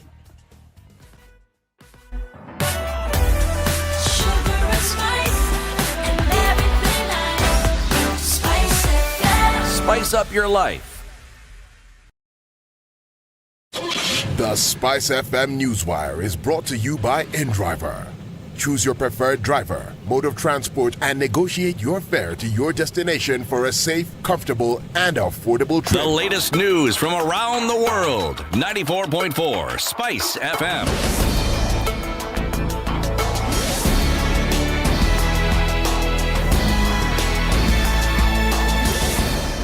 This is Newswire. I'm Dennis Aseto. The Senate is expected to begin deliberations on the political parties amendment bill that was passed by the National Assembly today. Already division is being witnessed as some senators have already hinted that they will present more amendments to the bill. The Senate Business Committee says that senators have until January 27th to conclude the debate. After the first sitting in the Senate, Justice and Legal Affairs Committee will take the bill through the relevant processes that include public participation, which will go into the final report that will be submitted before the floor of the House for debate. The report will be tabled in Parliament on January 25th for debate, which will continue until January 27th when the vote will be held. Newswire will be following up on this story and bring you the latest update when they trickle in. Now, there is need for Kenyans to ask the tough questions and interrogate the political class performance before voting them into office. Former Kiambu Governor and Tujibebe wa Kenya Party leader William Kabogo told SpiceFM this morning that our politics have turned to being who can dish out money vis-a-vis who has the best policy and who doesn't. He says that for Kenyans to experience good leadership, the culture of tokenism must stop. What are they asking for? Money. This is the politics that we, those of us who are leaders and others are politicians, these are the politics we have introduced in the country. The politics we introduced here, the Sonko politics we introduced in Nairobi and in Kenya and in Africa in general, is about dishing money to buy the seat. And why is it so emotive? It is because they are not fighting to go and lead. They are not fighting. The competition here is not to go and lead. It is a competition to go and eat. It is our time to eat. This is what they're fighting for. And that is why it's so emotional, and that is why it is do or die. This thing is not about leadership. Education Cabinet Secretary George Magoha has warned politicians against disrupting the academic calendar as well as the 2021 and 2022 national examinations scheduled for this year. Magoha stressed that the 2021 national examinations will be held in February, starting with the KCSE. Later in March, the KCPE will be held in March, and in May, examination for grade 6 candidates under the CBC curriculum will be held. He added that between October and December this year, the second group of grade 6 students will take the same exam as the KCPE and KCSE candidates in 2022. Now, Lake Turkana Wind Power Limited has launched a 2-month emergency food relief program set to benefit 13,000 primary schools pupils by providing them with a meal per day. This program is part of continued commitment to support and empower the local communities in Laisami's constituency. According to a report by the United Nations Office for the Coordination of Humanitarian Affairs, the cumulative impact of 2 consecutive poor rainy seasons coupled with the COVID-19 pandemic, insecurity, pests and diseases have caused humanitarian needs to rapidly rise in the arid and semi-arid lands region of Kenya. As a result of the drought, schools are increasingly lacking food to feed children. Consequently, and combined with the fact that families must migrate in search of water, more children are dropping out of school. If you are using Langata Road, note that the Kenya National Highways Authority has announced a week-long traffic disruption as a section of Langata Road will remain closed to Saturday, January 15th from 9 p.m. to 5 a.m. In a statement, Kenya said that the disruption will be experienced at Timor roundabout to pave way for erection of the Timor flyover. The statement says that the works are scheduled to take place at night from 9 p.m. to 5 a.m. throughout the construction period. In a traffic advisory, Kenya says that Timor-bound traffic will be diverted to junction with Wilson Airport into Langata-bound lane adjacent to Median. All motorists have been advised to follow the proposed traffic management plan and cooperate with the police and the traffic marshals on site. A Sergio money penalty 7 minutes into added time enabled Senegal to beat Zimbabwe 1-0 in the Africa Cup of Nations Group B opener. Defeat was harsh on Zimbabwe, who made one of the tournament favourites look distinctly ordinary in the Bafokeng. In the 4th minute of stoppage time, Kelvin Madzongwe was adjudged to have handled as he turned his back on a strike from Pepe Goy. And Manchester United booked an FA Cup 4th round meeting with Middlesbrough as Scott McTominay's 8th minute header proved enough to beat Aston Villa 1-0 at Old Trafford. McTominay was allowed to run unchallenged to the edge of the Villa 6-yard box, where he met Fred's perfect cross to steer the ball past Emiliano Martinez. The goal condemned Villa boss Steven Gerrard to an unhappy return to Manchester, where he was baited by the home supporters because of his allegiance to Liverpool. This is Newswire. I'm Dennis Arseto.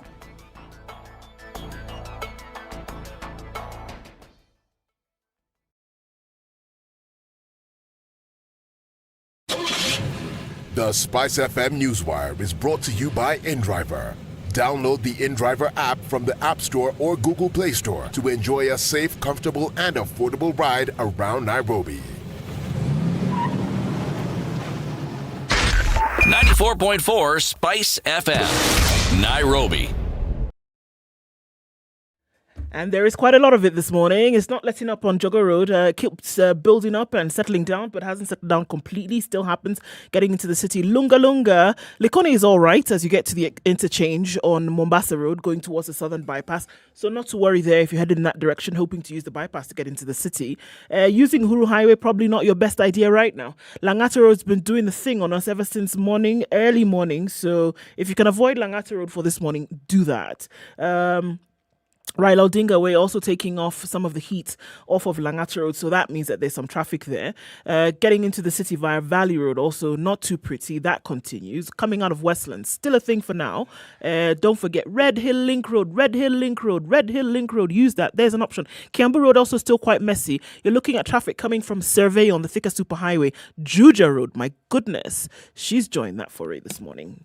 Shall we chat in about half an hour and see what it looks like? Probably will get better. Let us know what's happening in your neck of the woods. SpiceFM KE on Twitter. Text 40127.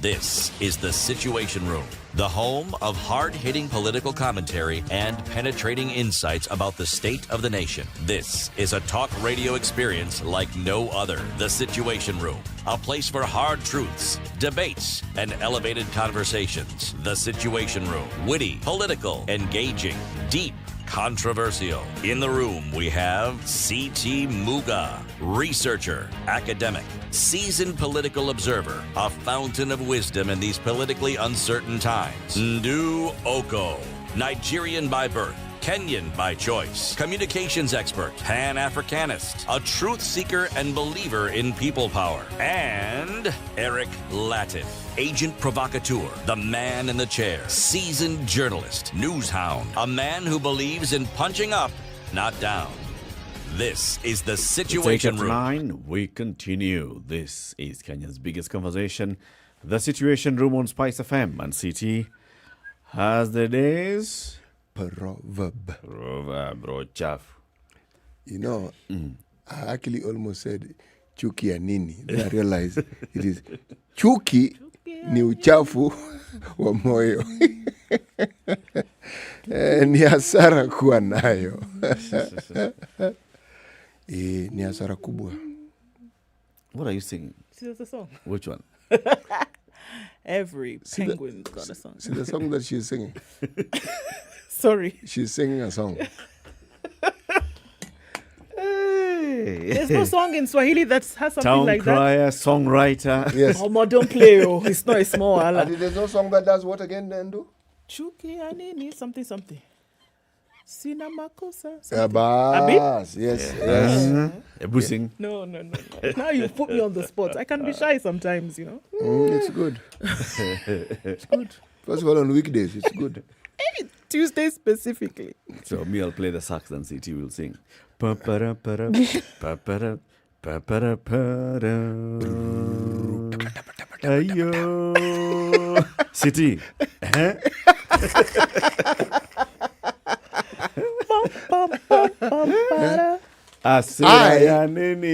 I wanted to play the drums. A person who plays the drum, what are they called?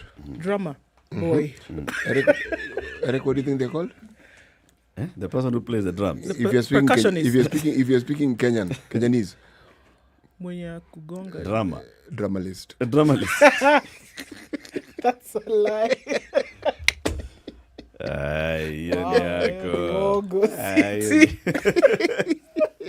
Chuki uko nayo ni hasara kwako.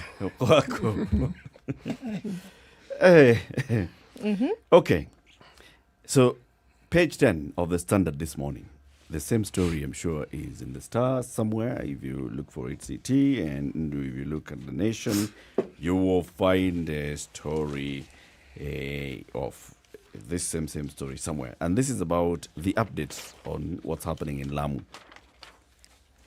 So let me start with this, the Standard one, right? Mm-hmm.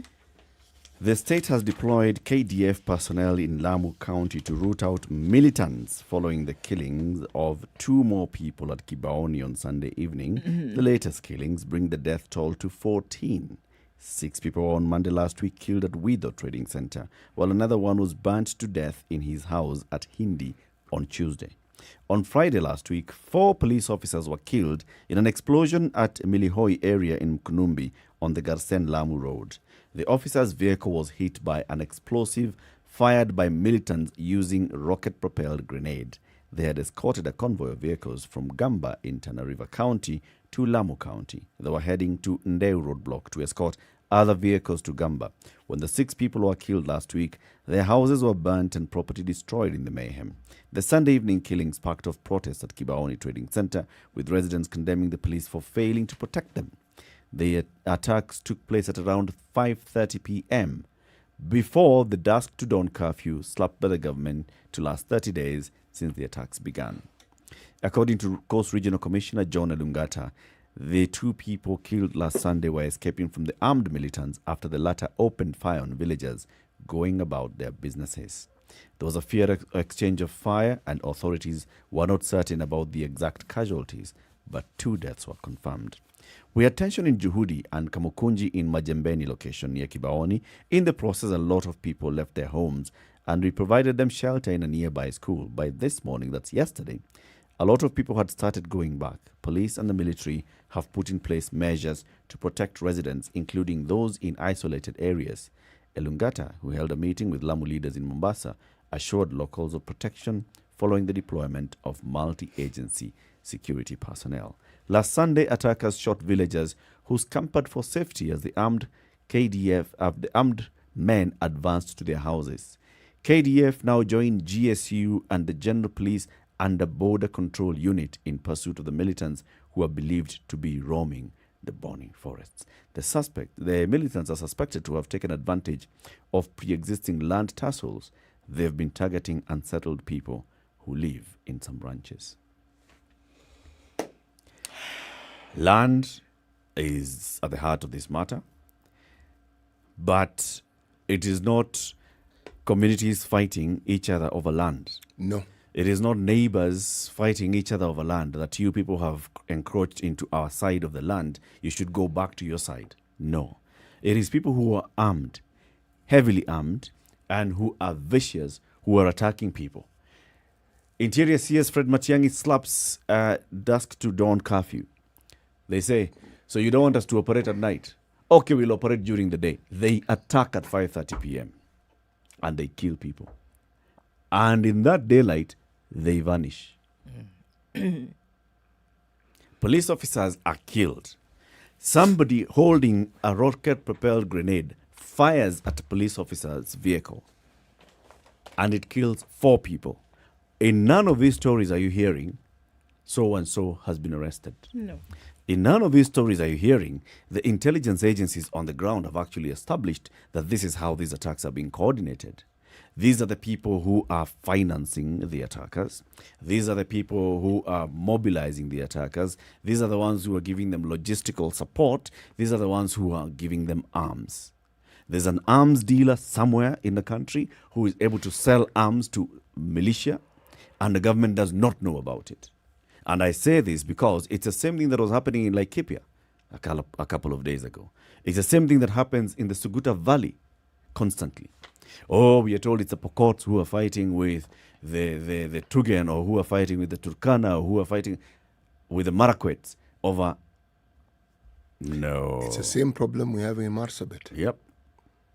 And you are told about grazing land. You are told about water resources continuously. Unending. For decades. And then the government threatens to do an illegal arms mop-up. And then they say, we stopped it because some human rights organizations were saying that when the last time you did this such kind of a mop-up, you ended up committing human rights atrocities, so don't do it. I do not believe that the government is not aware what's happening. Before we go to that, Eric, you know, we talked about the fact that it's not necessarily two warring communities or two, groups of people two neighboring communities fighting over a piece of land. So then, in order to understand this a little bit better, or even to create the scenario in your mind, then why would this happen, and what would you be able to achieve by this? And it's just a line in this story that's carried by The Nation today. The administrator, a local administrator, right, has confirmed that the killings has struck fear among residents, with tens of families reported to have fled Juhudi, Marafa, Ukumbi and Salama villages. And that right there is the reason why such a thing would occur. Because the intent would be to scare people to the point whereby they do not want to reside there anymore. They leave, and then you then would be able to come in and inhabit the area. That's the point of all this, because you say, why people are not fighting for land? There's no specific resource there that people are fighting over. Why would this even be an option for people to pursue? This is exactly this. What is happening right now is the intent to make people so scared of living in a place that they've already left. We're talking about people in the hundreds who've left already. And those who have not left is because, number one, maybe they haven't had an opportunity to, or they do not know where they are going to go. So that would be the point. Scare people away, or scare people so much so that they then have to leave. Then now when you bring in and say, so then what is being done about it? And then you have to ask the question, if nothing is being done about it, who stands to benefit from a situation whereby a group of people who had previously inhabited a particular area have now left? Or who is currently benefiting? Or who instigated these kind of attacks to create this fear and have this vacuum created so you can then now move in? And you have to look at that, because that seems to be the present reality. So much so that, is it someone influential enough that you have an entire security agency who then cannot find the perpetrators in the day? In the day. The other day, we had people who escaped from where? Committee Maximum. 48 hours later, they were found wandering somewhere in Kitui County. And they were found by the same service. Mean to tell me that people are just hiding within one area? A forest. Just here. Thick. Then they come out during the day and then they whittle their way back in, and you can't find them and you have no idea where they are. And this is the story then you're now feeding Kenyans and expect them to consume. Now, your own people, police officers were killed. Those are the ones you are now, they are collateral damage, right? For this operation, it cannot be got to do better. It is not an explanation that you can give to people. It isn't. It's not acceptable at all. Because we can see right through it. If it's a smoke screen, it's done. It's that we can see. You know, close to 20 years ago, during an election period such as this one, these same problems that people are told are endemic in places like the northern frontier districts, where there are these pastoral communities who are always fighting for the limited resources. Historically, one even understands these conflicts, and they tended to get resolved. The very, very people who lived in those communities would get together and resolve those issues, and there'd be periods of peace. But there's a frequency and an escalation of the violence which has gone beyond the traditional bow and arrow and spears to now sophisticated weaponry. And you have to ask, why do I refer to this period? Close to 20 years ago, something similar happened in Marsabit. And what was interesting was that in a room where people were meeting to discuss political outcomes and campaignings and so forth, a grenade was thrown into the room. Mm-hmm. And among the people who died was the chief campaigner, one of the leading candidates. This leading candidate had been a former provincial commissioner called Luka Galgalo. Mm-hmm. His chief campaigner died. Now, even if I had not wished to be a conspiracy theorist, I would have to ask the question. First of all, is there a place where today I can actually go and buy a grenade, just like that, just to keep at home in the open market? It's open market where I can buy a couple of grenades just to keep at home, just in case. In this country? In this country, the answer is no. In fact, if you're found with a grenade, my friend, forget going to court. You'll just go to jail straight. Right. How is it that somebody who is crucial to an election ends up dying among the people who die? And how many people in this country actually know how to manage a grenade? I know what it looks like because I've seen it in the movies. Right. Maybe a little bit different in reality. These things tend to be very different. Right. Yep. What am I saying? If you follow very, very critically and you look at some of the arrests that have been made of political leaders and leaders with regards to this violence that we've seen in the areas we speak of, it means our security as well as our intelligence sources knew who was behind it. Yes. So the question is not who. Why do they keep getting away? So the question, let's take the question higher. Who actually supports these people? Who protects them? Yes. Who? Because they're clearly protected. Yeah. For them to continue doing what they're doing, they know very well, you'll arrest me, nothing will happen. Marsabit town is right now a ghost town. Because this violence we're talking about in some rural areas, it got into town. Yeah. So the business community took off. Of course. Someone to Nanyuki, someone to Sierra, they took off. But isn't that the point? Isn't that the point? That is the point of these would-be criminals. Because you want to paralyze any kind of commercial activity, you want to paralyze social and developmental activity, and so then essentially what happens is that people now stop feeling safe and then they leave. That's what you want to do. You want to create a situation whereby people are not resident in that area anymore. And what does that more than anything else? Fear of stability. Actually, fear of instability, and so they leave. If you look at the history of what we call tribal clashes, it points to the very same thing we're saying. You are scared to the point where you're supposed to leave. Yep. Yes. Now, when you come back, the land is occupied. It's gone. Somebody else is there. What are you going to do? Yes. Which is gone. the point. And you come back with fear. Yes. You come back with a lot of fear. Because you still do not know. I mean, the attacks could recur any moment. Precisely. What do you think goes through the minds of a community in an independent country like Kenya to the point where they're writing to the UN? Yep. They're writing to the UN They're to say, saying our government has neglected us. Our government cannot provide security. The basics of a government, what is it that a government should do? For its people. For its people. Secure lives and property. Yes.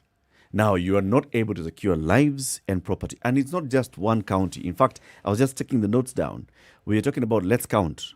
Kunja Kidole, number 1, Lamu County, Laikipia County, Isiolo County, Marsabit, Samburu, Baringo, West Pokot, Turkana, Mandera.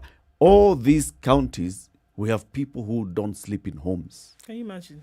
Today, Yes, and they haven't been doing so for quite The way some we time. woke up this morning from our homes, there are people who did not wake up from their homes. They slept outside. Why? Because they are being attacked. On a regular. Yes, On a and they regular don't basis. know when the attack is going to come and the direction it's going to come from. You're told on one side, oh, it's because, there's cattle rustling happening. Okay. You're told on the other side, oh, it's because, we don't know. I mean, this could be Al-Shabaab, or it could be some militia, it could be... okay. And then what does the government keep telling you? Relax. We've got it under control. Relax. We got this. We got this. In fact, we are sending more police officers. Every time you hear the government saying we are sending more security officers, police officers will die. Which they've done. We saw it happen in Laikipia just the other day. They deployed more security officers. Police officers died. KDF officers died. So? Somebody These with are- an RPG fires an RPG at a police vehicle. In the middle of the day. Because 5 p.m. is not night. The attack, this one was actually much early in the day for the It's police not vehicle. night. Much early in the day. Somebody fires an RPG. And they RPG, like you said, City. Where is this that you just There's a wholesale market where you go to buy can these go things. there somewhere in Where you go and buy Gikomba chicken. and you find Yes. Turn people. left, there's grenade. As you're ordering for a matchbox and a kilo of rice, Well, you throw in a couple of grenades there for 3 me, grenades and Asante. RPG. Really? You own a gun in this country, the security forces know who owns a gun. Yes. Who? If it's many, how many? Now, you're trying to tell me that when you move up the ladder of sophistication, you get to grenades and RPGs. You can then hide it. How? Something wrong is happening. Not just, let's not say government, let's not say, Let's be but let's be let's be specific. very specific. Harambe House, the Office of the President, Ministry of Interior and Coordination of Government. There's something terribly wrong happening there. It's been going wrong for quite There's some time. lack of control somewhere. There's no way you can tell me that, all these things are happening. Meetings happen because of the insecurity in Laikipia. Meetings happen at Harambe House and attacks continue on the ground. So?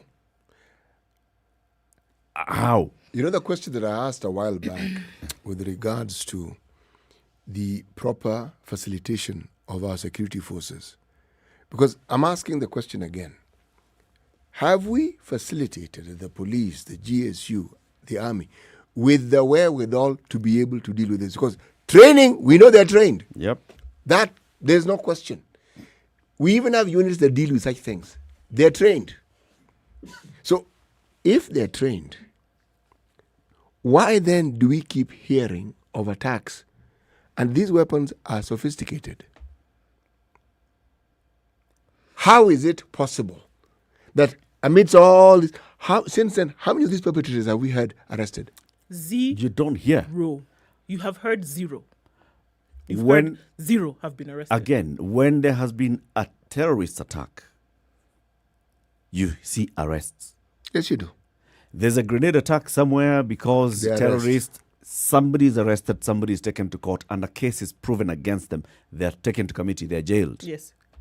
There's an attack at a university in Garissa, people are arrested. In fact, we even said the people who went there with the guns, who died, this is who they are, this is when they joined Al-Shabaab, this is where they were training, this is how they got into Garissa, this is where they were staying before they walked into Garissa University, this is who facilitated them, this is who paid for their rent.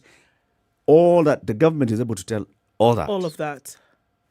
When there's an attack at a military base in Lamu, you're told, these are the people who attacked us. And this is how they left. The attacks that happen at military camps in Eldoret, for example, in Somalia, they know how that attack was coordinated. But an attack of some ragtag militia Within the boundaries of this country. within the country, That keeps popping in and out they of Boni come Forest. into this village, they chop out people's heads, they shoot people, they burn people in their homes, and then they disappear into thin air. And all you're doing is holding a meeting in Mombasa with the county leadership of Lamu. What madness is this? You know, if you look at just the sequence of events and how it has happened and where it is happening, unfortunately, this isn't a one-off, and it isn't the first time we're dealing with such issues in this country. Not really. Whenever something happens in this country, my friend, the intelligence sources know. If you go to these far-flung places, go to Tana River, go to all these places, one of the things that you find, there's a cadre of government worker called a home guard.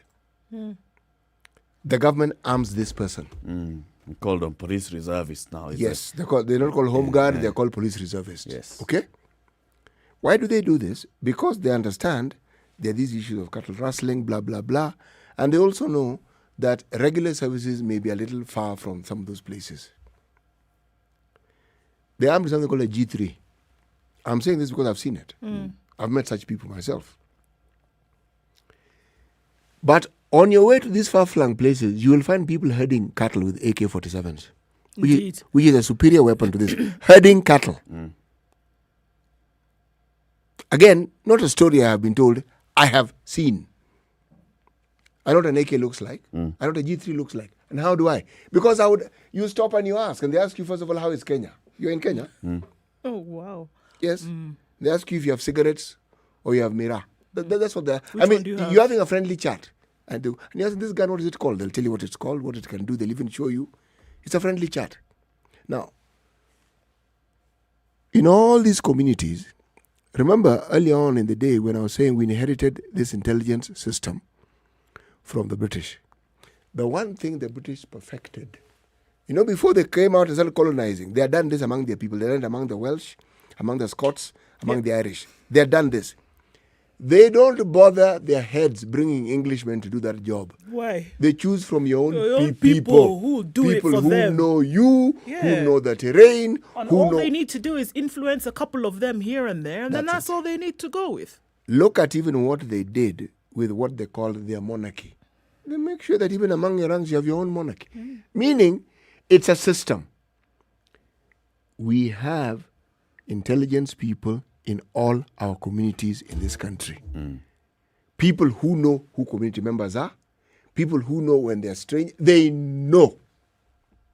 In Tanzania, it's regimented. But in Uganda, they know. Believe me, they know. You go to a place you think you're a visitor, they know who you are. They even know where you left, when you left, and when you got there. You cannot tell me in far-flung villages and communities where everybody knows everybody that they will not know strangers. Or if something odd is happening, they will not know. They will know. Of course. So, the question is, since a lot of these problems that we're seeing have nothing to do with communities clashing and have more to do with commercial interests, you have to ask the question, who are the specific individuals? Because it isn't one person. It's a chain of people who benefit from these things. Now, those in positions of authority, and specifically the Ministry of Interior, are they willing to come out and do what they're supposed to do? How many lives do we need to lose? How many innocent people need to die? How many men need to walk out of their homes running away, and then they're still cornered somewhere and their throats are slit? How many need to die? How many police officers need to be killed every month? Without fail. Without fail. And the numbers keep increasing, by the way. And are you going to ask yourself, are you going to get to the weekend and you hear another 2 people died here? That's for sure. You're going to get to Saturday night, Sunday night and hear that somebody did something even worse, even more daring. Until everybody has left these villages, Ndu, people will continue being killed. And the government will tell them, stay calm, we are sending in. Or are we waiting now we are sending KDF and GSU and blah, blah, blah. Are we waiting for a Capedo moment? Where a whole lorry load of police officers were murdered, slaughtered, completely killed. Yep. So that's the question we are asking. We want you to join the conversation after we take this break. 0719012600. The Ministry of Interior has got questions to answer, and Parliament should basically summon the Minister for Interior to respond to these questions. What exactly do you know about what's happening with these areas, these counties that we've talked about? There's Lamu County. Insecurity, people being killed. Laikipia, we saw what was happening there. People were killed. We are seeing people being killed in Capedo, in Marsabit, in Baringo. We are seeing people being killed in West Pokot. In Turkana. In Turkana. What do you know? In Marakwet. And you cannot tell us that you don't know. You know. What do you know? It's 26 to 10. This is the Situation Room, the only way to start your day. Spice up your life. I hope you don't believe that a hustler is a poor person. Hustler is a person who is making his a living through hard work. The group of leaders we are having now, Kenyans, listen, the chemical composition is the same. You will mold them to ODM, then NASA, you mold them to Kano, mold them to Jubilee, mold them to any other different color sometimes, but the chemical composition is the same. It's not about me as Nurdin Haji, but it's about the constitution that I swore to protect. So when individuals attempt to hoard those powers and they want to be investigators and also prosecutors, then of course I have to defend that position because that position is in the constitution and that's what Kenyans wanted. I'll tell you what happens is that when you ignore court orders, you're creating and quoting anarchy. Then you create a very dangerous precedent. A story is told of the first president of the country who also went to visit Madare, presidential tour. And of course, he went to this place and he introduced himself. So one of the inmates says, hata kuna jina kama yangu.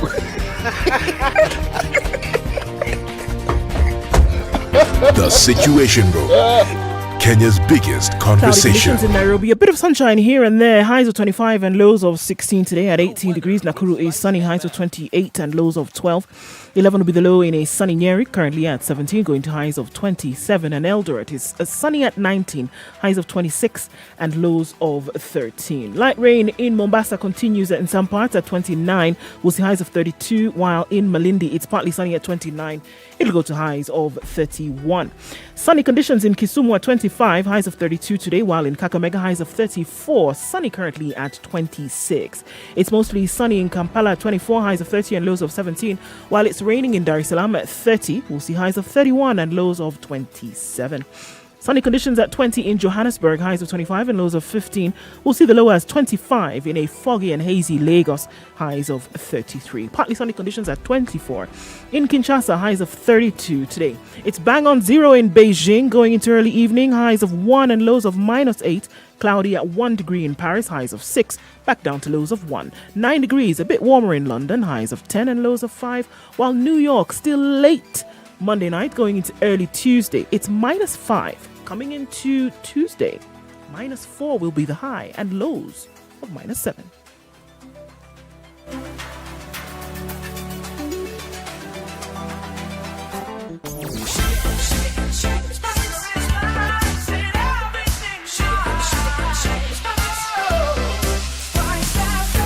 Spice up your life.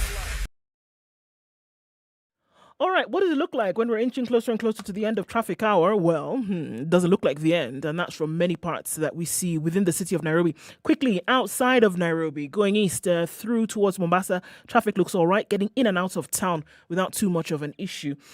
In outbound traffic, coming off of the SGR, though, that is slowing down just a little bit.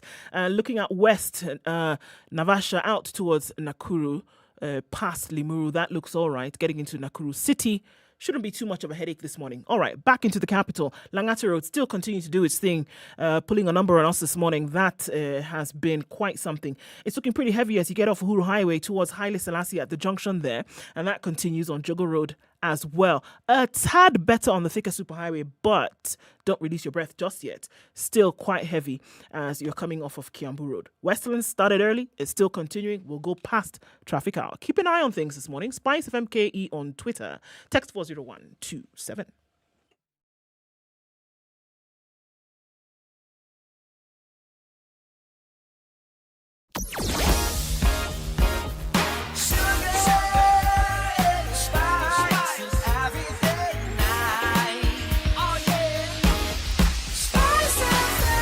Spice up your life.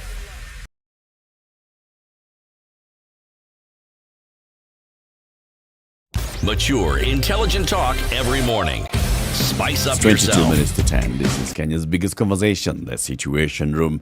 On SpiceFM and online, Eric Latiff, Ndu Okoh, and CT Muga. So there's a lot of insecurity. Now we're seeing GSU officers and KDF have been dispatched to Lamu as more and more people, 14 people have died so far in Lamu. And it's all coming down to there's an issue about land, there's an issue about residents of areas, various villages, who it appears are the target. And these residents are being pushed out by some militia that has no face, that has no name. You know, in very many places, for example, you'll hear, okay, so this militia calls itself this and the other. And they operate here, they are criminal gang. This one, nobody knows what's the tag of this militia. And we have intelligence agencies in this country who are so good at their job that if somebody stole money in Nairobi from a cash-in-transit vehicle, they will be arrested by evening at the Busia border. If somebody is suspected to have killed his wife somewhere in North Rift, they'll be arrested in Mombasa by security agencies in this country. What is the one thing that any nation has that would then be able to boast in it? It doesn't matter if you're dealing with countries as small as Gambia, whose entire perimeter is 15 kilometers, or you're dealing with somebody who has a greater landmass. It doesn't matter that the security, you boast in your security, that you have, you know each and every inch by virtue of the fact that you have military resources, that you know where everything is. We can liken this situation to the nonsense that's happening in Nigeria with Boko Haram, and that they say that they're in northeastern Nigeria, and they're hiding in the Simbisi forest, and nobody knows where they are. Are you kidding me? That they don't know where they are. That they come out during the day, they can kidnap 300 children at once. More KDF. Nobody knows where they are. Then they go to another school, they kidnap 200 students. They disappear off the face of the earth in the same country. Then suddenly somebody wants to campaign. We have found them. All this time, you didn't know where they were. But then somebody somehow wants to be president of the country, and then you somehow, after 3 years, you find these rescue the girls from this same forest that you said you don't know where they are. That somebody can make the leader of the group comes out on national TV and even talks to you people and tells you, we are the ones who have done ABCD. Then you tell us that you don't know where they are. Meanwhile, you have the entire grid, the lay of the land. You have the blueprint in your hands. You are the ones who hold the keys to power. You are the one who funds the military. You are the one who gives them access to where nobody else can get access. And then you want to come and tell us that we don't know where they are. That they can walk into a town somewhere and clear the town. Shwa! Everybody disappears. Then you come and stand tomorrow and say, we are looking. We don't know. We are going to reinforce in the area. You come back and tell you, who do you think you're kidding? We're being sold hot air. Come on, man.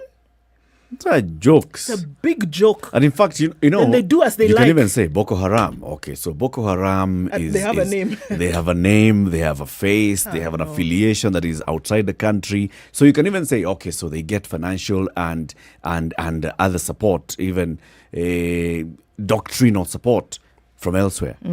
These ragtags that we are finding killing people in Laikipia and in Suguta Valley, and they are being called what? Cattle rustlers.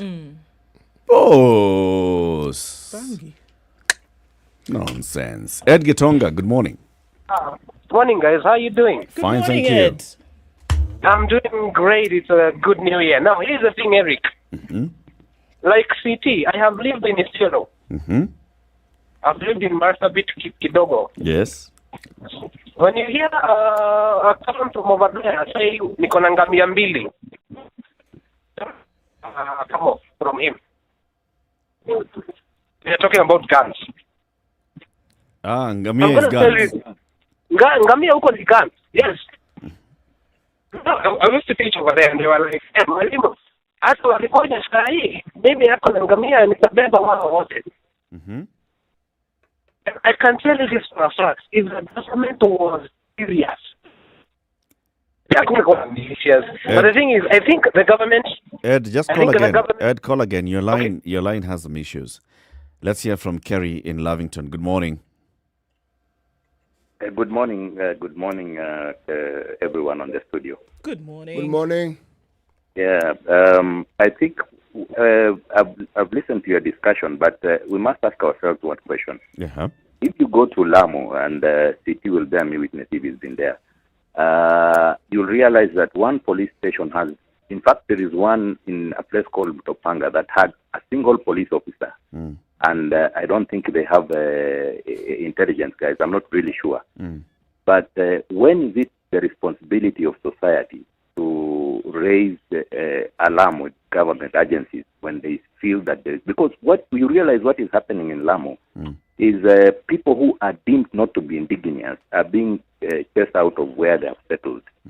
But the indigenous, those who believe they are indigenous residents of Lamu, are not being attacked. So it is a well-planned somebody, and I believe it's people in the political class who are have organized to at least bring down the numbers of those they deem are not members of their community or something like that.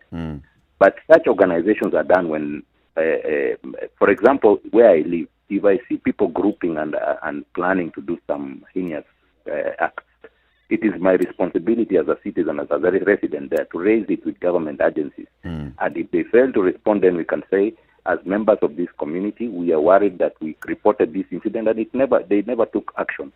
But to expect that every time community differences will be sought out by importing police from other areas to come and sort out the mess that is within the locality, it is a very bad thing. Our people must change their mentality. If you live with a neighbor for the last 20, 25 years, why would it come election time and you feel that neighbor should go away just because in the previous election they voted they voted separately from you? That is where the problem is, and I think the government should crack down. This time round, the politicians involved must face the full force of the law. Otherwise, if it doesn't happen this time, it will continue happening every election year. Have a good day, guys. Thank you very much, Kerry. Zachary, good morning. Oh, good morning. How are you doing? I'm fine, thank you, guys, and I am happy you try to hum some bit of jazz there. With Mr. Eric becoming the trumpet, yeah? The saxophonist, do the vocalist, and the Maribandro there, the drummer, the drummer. So, and I welcome him. I welcome Maribandro there. Thank you, Zachary. We understand that he is rich, yeah? Hi, buddy. I understand that you are in Hawaii, or where is this? Hawaii, and you are clearly very well informed, Zachary. Somebody informed us that. So a very good discussion you're having today. And let me say this, yeah. This constitution of ours, sometimes I think when these youngsters become of age, yeah, they are going to change most of the things, because like now the CS post is somehow political. It's a political appointee. And that guy is not answerable to us. He is answerable to the person who elected who appointed him. And therefore, we have had, in fact, since the CSs began to, performing their duties, some of them insulting the people they are supposed to engage with, yeah. Others, they just take their work, after all, I'm going to get a salary. And we even have had someone telling people that, oh, you are complaining, it is only so and so who can,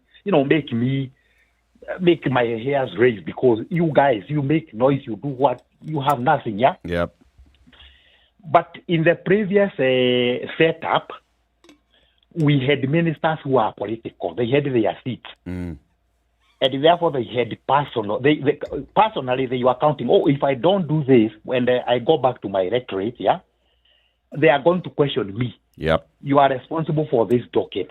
It went this way, and we suffered. Why? Yep. So, I think you can be a part, okay? But this political, even some other post, like you call it the head of the police, you call him what? Inspector General. All these things are political appointees.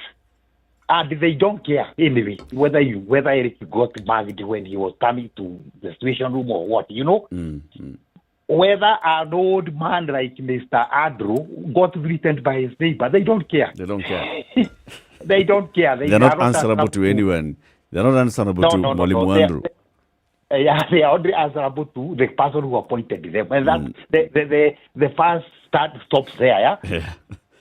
And so I'm happy, and you have never answered me whether I should be a motivational speaker because of the 2 kids that I got for my goat. Yeah, you should be. But and I'm having a cough. Pole, Zachary. You know, I have a line for you, in fact, when you start being a motivational speaker. I saw a video about motivational speaker speaking to someone, and they saying, do not think too much about being ugly. I mean, you are, but don't think too much about it. Patrick in Vihiga. Yes. Happy New Year, brother. Happy New Year to you. How are you? Fine, thank Fine, you. thanks. Thank you. I would like to contribute on this conversation. You have listed about 10 counties that are having insecurity concerns. Yes. This should be a national concern. Sure. We have organs in state organs that should address these issues at the national level. One is the National Assembly. Special sittings should be convened to discuss the issue. That's true. Because from 16th of this month, the IEBC is rolling out a registration program. So how will it be undertaken in those areas? People have already been displaced. Surely you cannot be going to queue to register as a voter. It is true. Number two, you have talked of meetings in hotels, in around the house, and so on. Yep.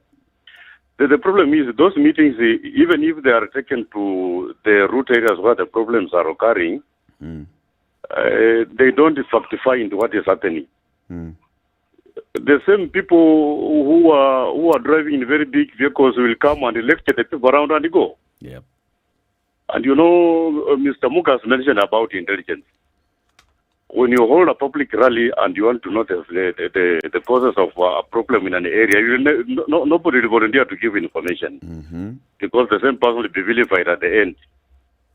So that area of intelligence that Mr. Muga talks about is not being exploited to the fullest. And my humble advice to the president is that these heightened political activities in the wake of insecurity should be halted, at least for some 2 weeks or 3 weeks, because we have never reached the campaign period. So that this matter should be addressed once and for all. You know, Patrick, I hear what you say. You know, there's a feeling that the methods of intelligence gathering are not being fully exploited. I beg to differ. I have a feeling that they are fully exploited. Absolutely. I think if you go to Harambee House, you'll find a file that tells you exactly who is behind what's happening in Lamu today. So the problem is little truths from ordinary people are disregarded by the might who are in power. Yep. Absolutely. If you don't come down to listen to a villager, even if the files have all those information, you will not implement them. What you're saying is actually true. It's just that intelligent gatherers are just that. They gather intelligence and then they pass it along. What is done with the data is totally different. They pass it along. And once they pass it along, actually their job is done. It is true. Now it's what is done with that information. And that is why we are not pussyfooting. We are saying the Ministry of Interior, because that is their docket. Yeah, there is a laxity somewhere. In fact, this morning you talked of education CS. Yep. This is a man who has never uttered any political statement.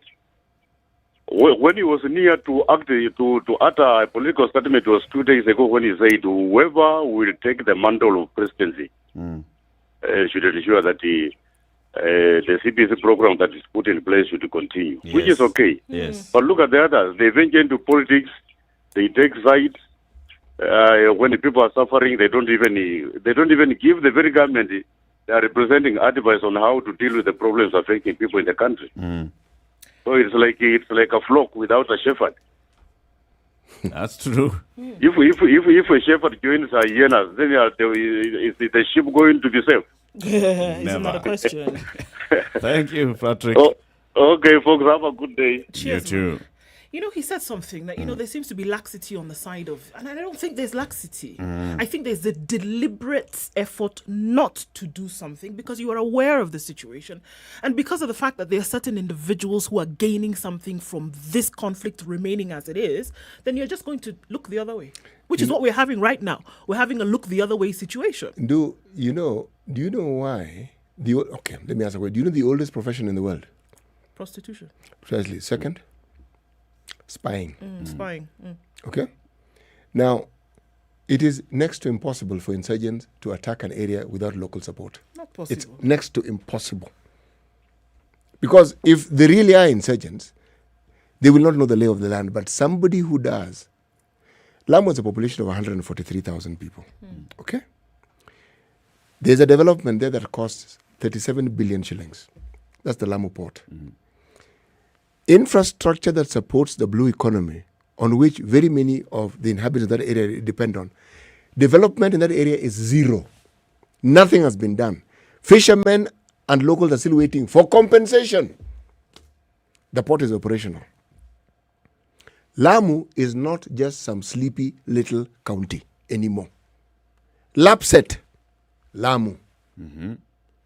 Consider the value of land now with regards to what is happening in Lamu. With the economy of this county opening up in a manner in which it has never before. And that port is going to be able to do things that the Mombasa port cannot do. Yep. So, Lamu is not just some simple backwater. No. Not some sleepy town. No, it is not. UNESCO heritage. It is not. It is not. So when you look at that and you look at the potential, you can see the vultures hovering. Yep. And you can see exactly what they're doing. Yep. And there's something else that was mentioned by Patrick. This is a trend we've seen in this country. You chase people away so that they don't vote. Yep. So the numbers dwindle. Yes. Oh, this has been practiced well, it's clear. Been done many, many times. Yes. Tried, tested, perfected. Yes. And for this to happen, this is not internal, it's external. Yep. There are people who want to make sure that this gets done the way they want because they're looking at what commercial interests in the future. Absolutely. The wool that has been pulled over the eyes of many, I think it's very easy because this has been the easy answer, right? It has been the easy approach. Well, we're dealing with clashes. People are clashing over ancestral land. We're dealing with resource conflict. We're dealing with grazable land for flock, etc. No. It's about time that these things continue to be put out in the open as it is. The things that we've brought out, the things that we've talked about, it is not possible for such things to be happening in a country whereby one of the highest funded ministries is that of Interior. And day in, day out. Day in, day out. The one ministry that has presence at village level in every village in Kenya is the Ministry of Interior and Coordination of National Government. No other ministry, not even the Ministry of Education, has that kind of presence. But these ones have. But we have sat here with somebody who wants to be the next woman rep for Baringo County. She was speaking with pain about people who are displaced on a regular basis, about people that she knows, that she's grown up with, that she's gone to school with, that are living a very deplorable lifestyle because insecurity. We have spoken to a woman who's a member of parliament from Laikipia. She has told us the same kind of thing. We have spoken to a member of parliament from Tiati, told us the same kind of thing. And these are successive governments, and they know what is happening. It's time for all of us as Kenyans to say, pana, no. Enough. Tosha. If you're a government and you think that you're a government in this country, do your job. Can't come and tell us, we're going to send more GSU, KDF, GSU. KDF officers are going to die. Those are you're sending them to die? Those are people's fathers, mothers, brothers, sisters, uncles. It's about time you say sending them to the slaughter. just so that you can gain something. Kwenda kabisa. City. Niko na chuki kwa roho yangu. Mimi naomba ya kwamba hiyo chuki isiwe na uchafu mwingi. Imenichafua. Isikuumize. Ama ikuumize kiasi. Chuki ni uchafu wa moyo. Ni hasara kwa nayo. I think in this instance, the one thing that we should have a distinct hatred for is the sort of nonsense that we are being fed on a daily basis, and yet Kenyans are dying. One is going to start questioning, I am going to start questioning the legitimacy of a government that is allowing its people to die as it watches. But we must. Because its own agents. Yes. How sending your people to the slaughter. As you watch. 40 police officers were killed a couple of years ago in a single day. One. And the government just continued doing its things. We've lost officers. Anyway, have a good day, folks. This is Kenya's biggest conversation, the Situation Room. We've been here since 6 a.m. It's coming up to 10. We'll be back tomorrow morning, God willing, on the 12th day of January 2022. Now until 11, music. 11 until 2, Sugar and Spice. 3 until 7, Spice Drive. Spice Drive. 7 until 10, Adults in the Room. All right. Good day. It's now 10 a.m.